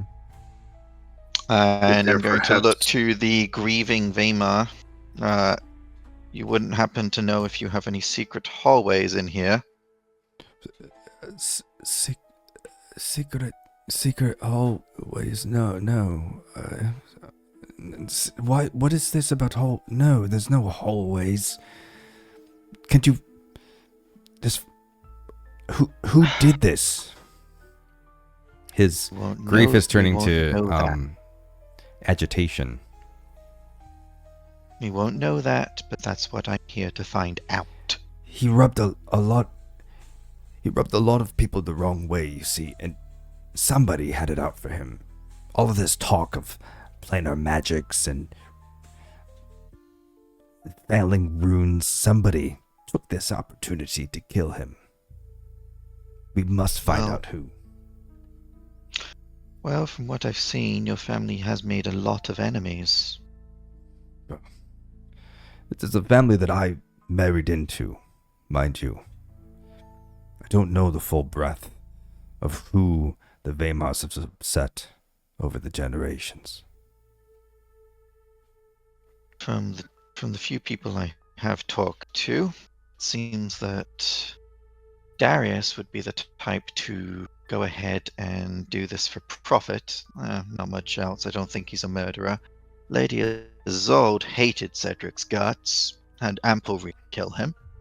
And, well, the little gnome, Silverleaf, she was a bit burned after the family dropped her employment.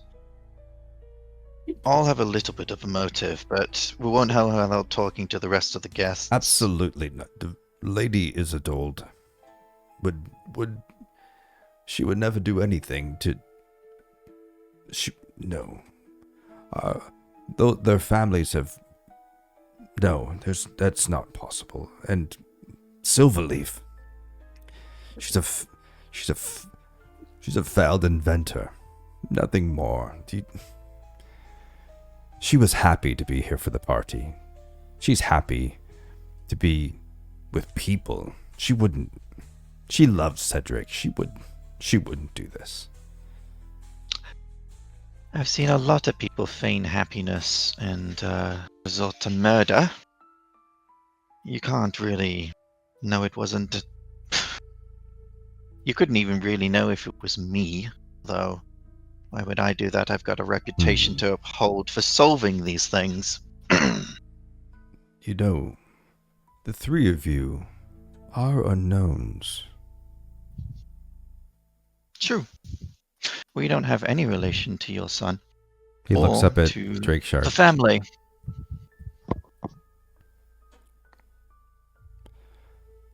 Now, when you did your investigation, I left it to just be the body. So anything else that you were trying to investigate? Yeah. The room or the blood, the books, anything? I'm going to be investigating the blood trail next, and because there is a lot of blood splatter for just a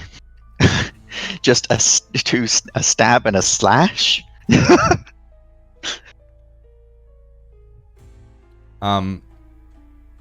Okay. I'll have you do one more investigation check, and that will probably be it. Yeah. Basically, this next investigation isn't necessarily related to the body. It's related to the overall scene that it's found in. Yeah. Oh, there we go. Finally, a decent roll. 15 for a 26. I thought it was going to be 1 for a second there. All right, so looking at the blood. Now, you've already established that he had his throat slit first. Judging by the way that the blood is spattered throughout, it seems that the assailant must have come up from behind, slit his throat. The blood must have sprayed out, and then he was spun because it sprays across as he spun. From there, he was stabbed likely against the bookshelf. In the way that the blood is smeared upward, it would appear that he was lifted somehow. And then dropped. He dropped dead at the foot of that bookshelf. Now, the most interesting and peculiar about all of this, from his throat being cut, him spinning, him being stabbed and lifted, the way that the blood spatter sprays out, there are no voids in the spray across the floor, meaning the assailant was nowhere near him when it happened. Nothing blocked. There's no body to block the blood from spraying as he spun and was lifted. Whatever happened, the assailant must have kept a distance somehow. No blood sprayed out on them to avoid it hitting the ground. There's no void. So even with that, he was somehow lifted and then fell to the ground. As far as the investigation in the area is concerned, You do notice that he has some books out. They don't seem to tie to this. As far as the investigation check of it all is concerned, you don't notice anything that would indicate like it being a part of the crime scene specifically. They're out of reach of the blood spatter, and so on. There are books open, though. It's more for perception, but Yeah. Ask, would this be your purview to? Yeah, Look I into would, the I books. would, what's it called? Explain, like, after reconstructing the sort of crime scene in my head, I go ahead and share the results. Sounds insane. so as you're So, pantomiming the area in a very Sherlock Holmes-y kind of way, everyone in the room is captivated by the description. So, he was killed by no one? Drake Shard says. well, if you believe the theories, he could have been killed by a ghost.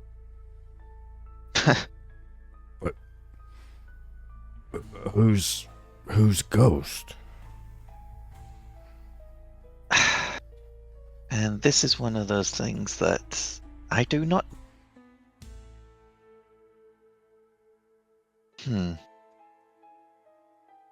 All I know is that Cedric is dead. He was seemingly killed in some sort of ritual murder. The murderer was presumably not here and had the power of telekinesis? In What's ligature marks. This is an interesting crime. Yeah. Yeah, that And he was clearly bound.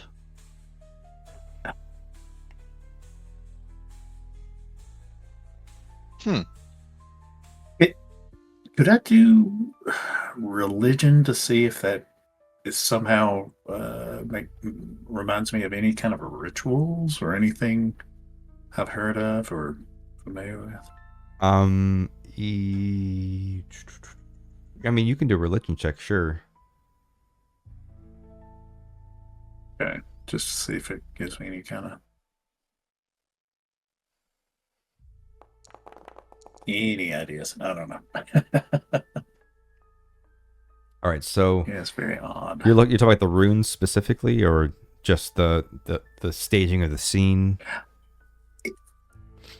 Yeah, all kind of all of it. Yeah. Well, with the dagger, with the runes, with it being necromantic magic, with the multiple pieces to it, with the ligature marks, the slashing of the throat, the stabbing, just any of that kind of coalesces into some type of rituals or sacrifice or something. Yeah, well, you recognize it very much as being tied to several. There's several religions that believe in this type of blood magic. Nothing about it specifically, from a religious standpoint, kind of pinpoints what it is. But this is very reminiscent of, generally speaking, blood magic rituals throughout several religions. Yeah. Okay. Got it.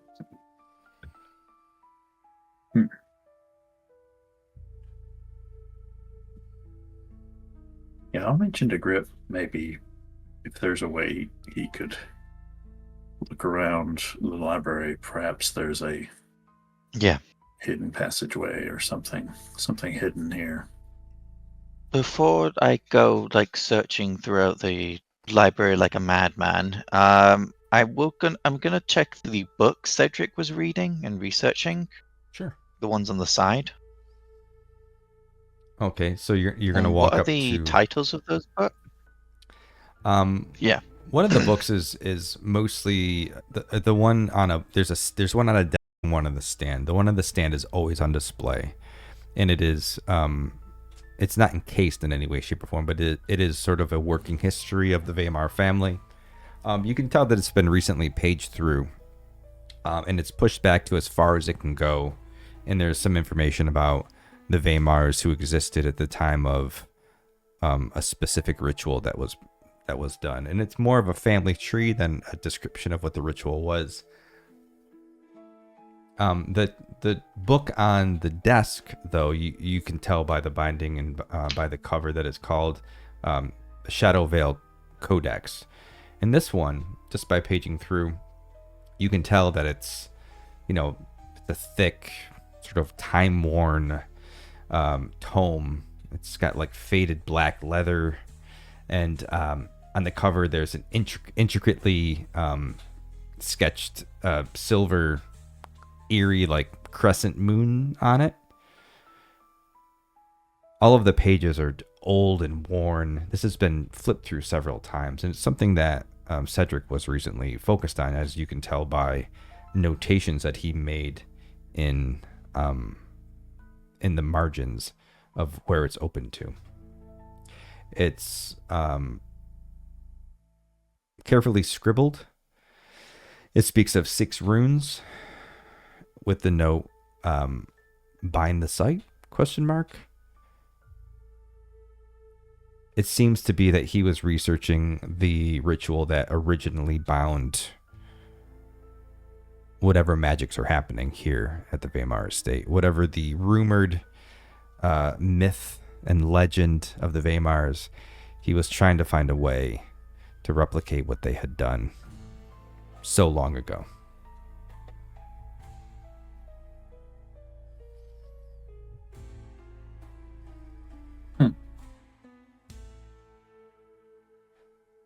Is it okay if I take this book?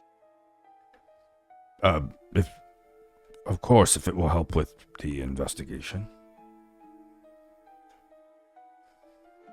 Yes.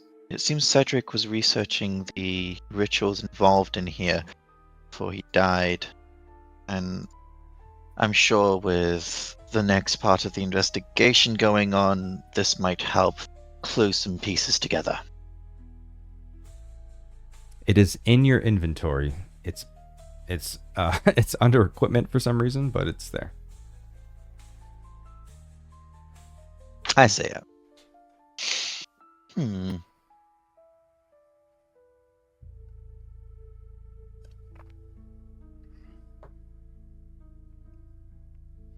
you have any idea what's been happening? Drakeshar says.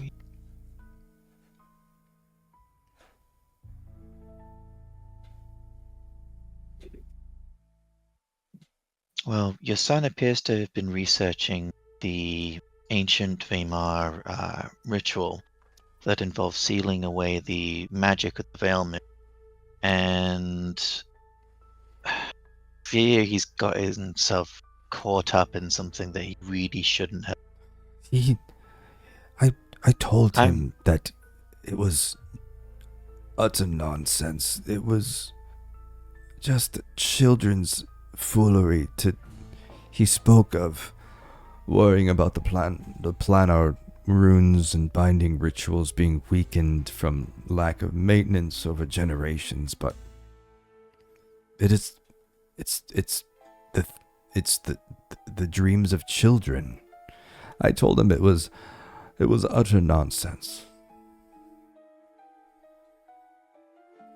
And now look at him. See, I'm not so sure.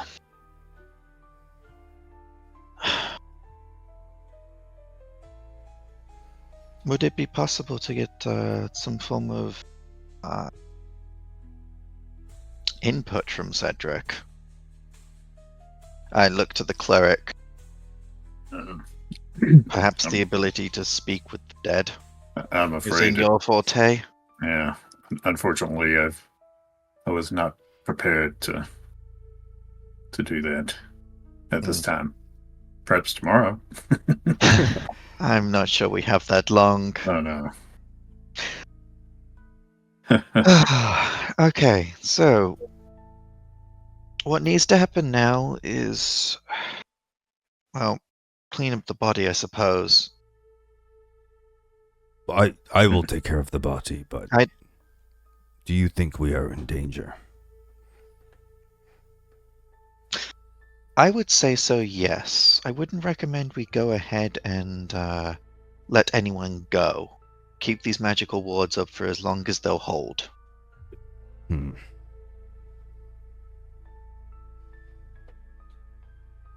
He agrees. He nods in agreement. Because he knows that there's nothing. He has very little say in them coming down. Yeah. Mm-hmm.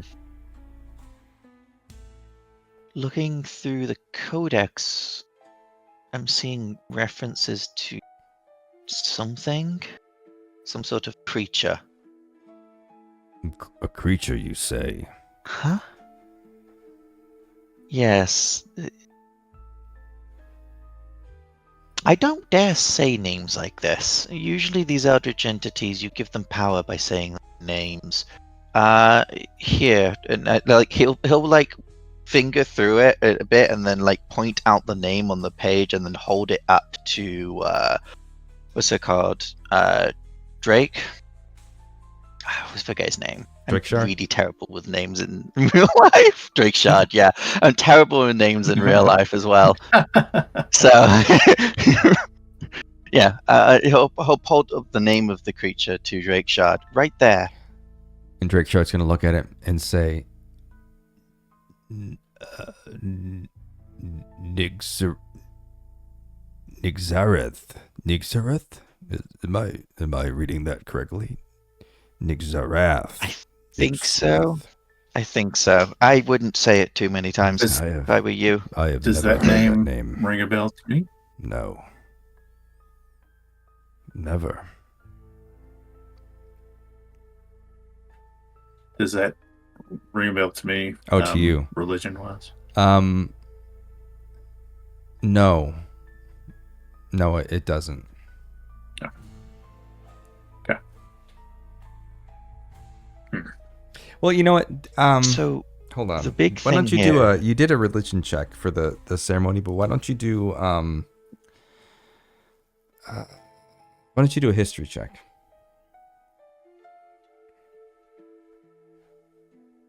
Okay.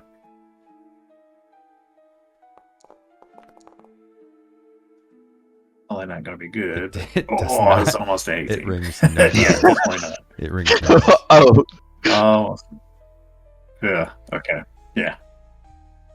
the biggest thing, and he continues like filtering through all of Cedric's notes, like stopping on key pages wherever there's a bookmark or a missing piece of paper being used as one or a highlight.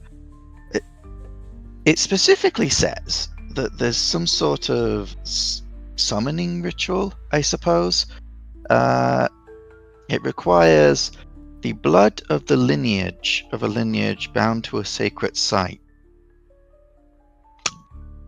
That would be Cedric.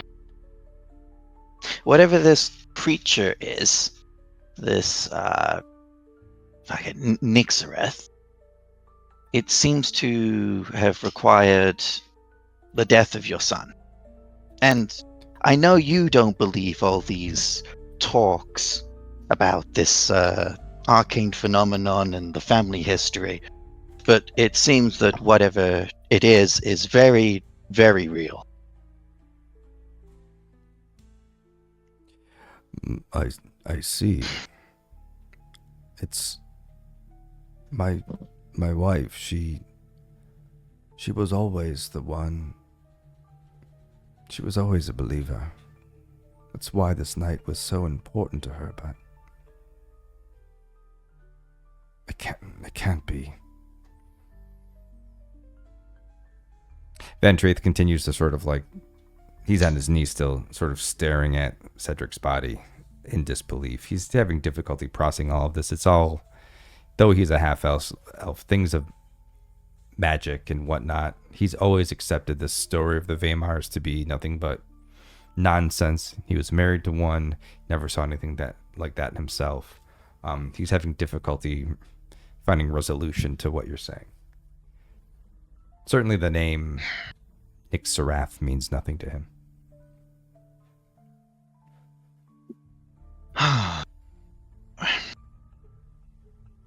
Unfortunately, I don't really have anything else to go on. We'd have to... I suppose, was anyone with anyone during the time of the crime? Because at that point, they would have an alias, and we could probably rule them out temporarily as a suspect. I mean, as far as you know, there was nobody in here at the time of the crime. As you entered, and there's only one door in through the hallway that you came in. You did not find anybody in this room with him. You also came from a room full of people. I mean, there's a lot of people, so like keeping track of everybody might be kind of tough. But Yeah, that's what I'm concerned about. Like, if anyone was like misplaced for a moment in the party, like Sure. no one can say I was with this person. If someone's name comes up and no one says that they were with that person, then then they no longer have an alias. Well, I know that alibi, you all, not alias. Yeah, you all couldn't see the board at the time, but just so that you have the information, Grip was standing next to Darius and Isolde. Yvask was standing next to Drake Shard for the most part, and the Reverend. And I think the captain was in that too. They sort of parted to let Vantraith start to give a speech. And Dolgan, I think you were right next to him. I think you were next to you were next to the Reverend. Obviously you could see Vantraith. He was speaking. You were kind of near Madame Veretti. There's also the other guy with the mask that you guys were in, that Grip was next to. There's two masked party goers. Two additional ones are probably still out there. So yeah, you could see. Well, they didn't know who she was at that point, so never mind. But you could see other people. You just Yvask, the people you could see you hadn't met yet. You could see the band. The band was there. And then Dolgan, you hadn't met anybody else either that you would be able to easily identify as having an alibi. Yeah.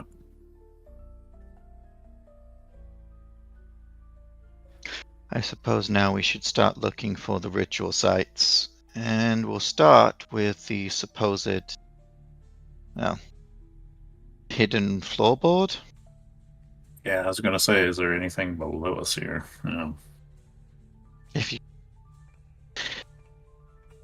You'd have to ask before ripping up their floorboards. Most definitely. Why don't you roll a perception check, and then we're gonna rely on the perceivable auditory cues of you stomping on the ground looking for hollow spaces. Can I help giving them a either of you advantage? can do it. Okay. Even Goldie, Mine's- if you want to. I know that you are still standing by Drake Shard. No, Avex is just letting them work at the moment. Yeah, I'm not skilled with perception, so whoever is, I'll just lend my help. Okay. I've got a +3 to perception. Okay. So not really crazy. I imagine that the cleric would have more because that's wisdom based. It's +3 for me. Oh, yeah. okay. But you should still do it anyway because you've seen my rolls today. Yeah, that's true. All right, not been much better. I'll help you look. I'll help you look. Okay. All right. So give me advantage. Yeah. Mm-hmm. Okay. Yeah, 15. Not horrible. You can time this over 10 to me. It's good. So as you're sort of walking towards that corner, you're stomping on the ground, listening for hollow spaces. You're stomping. You're not hearing anything that's really striking you as like a hidden door or any sort of. You're not getting any difference from the feedback of you stopping as you walk across. It's not changing in density. Nothing is rattling. Nothing is really striking you. You do kick a bookshelf, and you get sort of a weird sense of it. There's sort of a little bit of give in it. And you grab the book and the bookshelf, and you sort of give it a shake. And you notice that it seems to be attached to the wall, but it sort of has a little bit of a jangle to it, like there's something else going to this bookshelf on the north wall. Grip, I think there's something here. Ah, the classic hidden bookcase. Ah, wonderful. Let's find the switch. I'm sorry if I may. That's you. I can open that for you. It's our museum, I guess you could call it. We have a collection of weapons and whatnot. Oh, We keep it. Wonderful. Yeah. Very interesting. I could do that. It's probably prudent that we arm ourselves given the situation. But just those of you in the room, none of the partygoers should probably. We don't know who is involved. Yeah. Certainly. Do you want to move into that room, or do you want to continue to investigate? Because I'm afraid what's going to happen when I activate that map. Yeah. I think we found most of what's here, though, right? I We've, think so too. yeah. I can't think of anything else we could investigate here. I don't Okay. think I missed anything too bad. As you're standing by the bookshelf near Cedric, Drakeshard walks up to a bookshelf and grabs a particular tome and clicks on it in a very, very typical type of hidden bookshelf kind of way. And these bookshelves open, they swing open to reveal a whole armory back there. It's not meant to be a secret. It's just the way that the building is built. And this is where they keep their collection of weaponry. It's a collection that is, as Drakeshard tells you, we've had this collection here for generations. It's always sort of been here. We've just never had a reason to use it. I just pulled you into this room as you follow. Vantraith stays behind. Ooh. And you find this large armory in this room. And Drakeshard says, whatever you think you'll need, just please help yourself. But, leave what you don't need.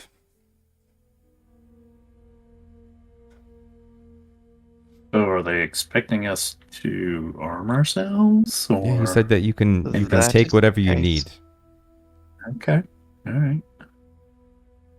I'll heft the hammer here in the middle since it's Just go along. Look at looks the. like a Do you see the chests on the outer side? That's mostly I decoration. do. Look through the chests. That's where all the actual items are. Okay. Do you double click? How do you access? You have to move next to the item and then double click it. And then it Okay. should open up a what's it called? A window where you can move items between the chest and the sheet. You notice that it has it's actually a weapons rack filled with these you just popped in, filled with these holy weapons, and all of these weapons, it's various. There's morning stars and short swords and war hammers and daggers and hand axes, and they all seem to give the same kind of a buff.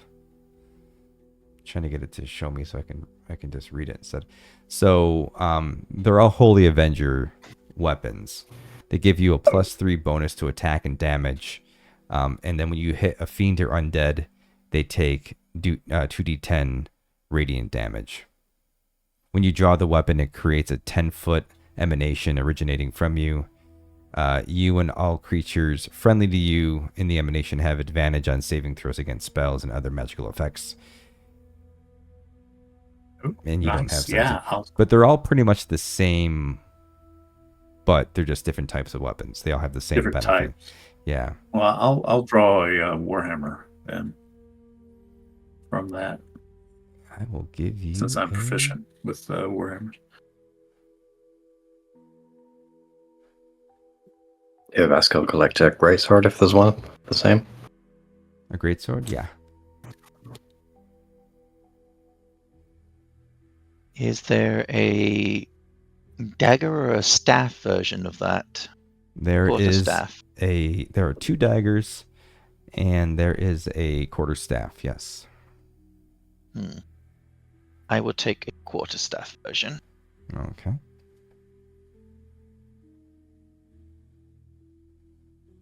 You always got to resort to your bonk stick in case your spells run out. That's true.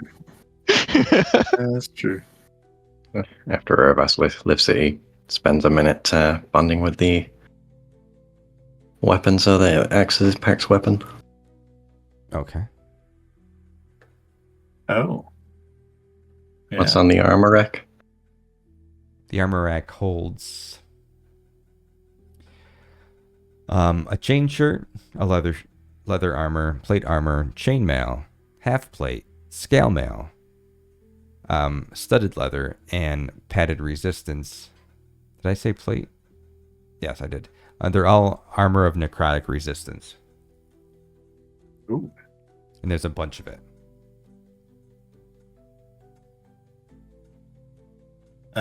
I'll take probably can use heavy armor, so trying to remember all the heavy. I don't know if I need plate, but I was thinking like half plate. There's a half plate. That's medium. Okay. Medium. Okay. Yeah. Yeah, I'd probably yeah. go with the The medium. chainmail is heavy, and the plate is heavy. Yeah. Would you like the Yeah. chainmail or the half plate? Let me do chainmail since All right. I did chainmail. I know you're wearing previously. chainmail fashionably. Right. You're fashionably wearing That's chainmail. right. Under my robes. That's right. That's right. It blends in. Yeah, it blends right in. So yeah, so I'll do chainmail All right. version. It is in your Oh. inventory. Cool. Anyone else? Yvask will slip on some studded leather. I cannot equip armor. I am not proficient in That's armor, true. so That's true. I'm skipping this one. So bad. All right, you have your studded leather. You want to move on down to the shield? Yeah. On the shield rack, you see a shield of missile attraction, shield of the cavalier, and then a +3 shield. yeah. Guess that was over here. Yeah, I'll take the shield of the Cavalier. Shield of the cavalier it is. Okay, because I think that would be helpful to Okay. protect not only myself but others. All right, so moving on down, do you want to do ranged or item chest? Don't think any of us use ranged. Okay. Items chest. It is. This items chest holds the boots of elvenkind, cloak of protection, a mantle of spell resistance, a wand of lightning bolts, and a wand of Dang. secrets. I'm missing something. Oof. What am I not? I guess I will take the cloak of protection. Okay. Okay. Yvask will slip on the boots as well. Boots of Elvenkind. Okay, that's the advantage on stealth checks. Yes. Yeah. Does that require attunement? The boots? No. There you go. I have a racial benefit, Skulker. So as long as the stealth check is made in dim light or darkness, I already have advantage. So I don't necessarily need boots, but can you list the other items besides the cloak? It was the The Mantle mantle of spell- spell resistance, Wand of Lightning Bolts, and Wand of Secrets. Nice. I will. So that's one cloak. I'll take the lightning bolt wand and mantle of spell. That's a good one, from what I remember. Can I you could've wear just- both at the same time? I guess you cannot. it's two cloaks, isn't it? Right. Yeah. Yeah. That's true. Mm-hmm. Yvask will slip on the cloak if no one wants it. Yeah, I'm already Oh. using the what's it called? The cloak of protection. So I'll use. I'll take the other wand as well. I'll take the Wand of Secrets. I'll dual wield some wands. There Yeah. you go. How long would attunement still require a short rest though? Not for this. Not in this case. We were gonna forego any attunement requirements just because it's Okay. because of what this is.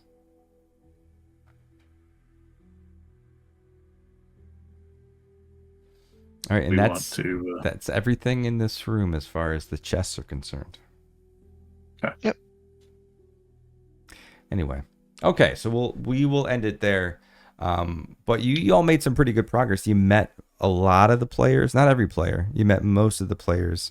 It sounds like Grip has a few suspects in mind as well, and now you all have gone from no weapons to like all the weapons, which is great. Yeah. I'm noticing the theme of anti-demonic weaponry. Yeah, I know. I was like, oh no. I know. Oh No, I was spending the whole time thinking, well, I'm glad we brought a cleric. Yeah. I just wanted to make sure that the 5 of you were equipped for what was to come.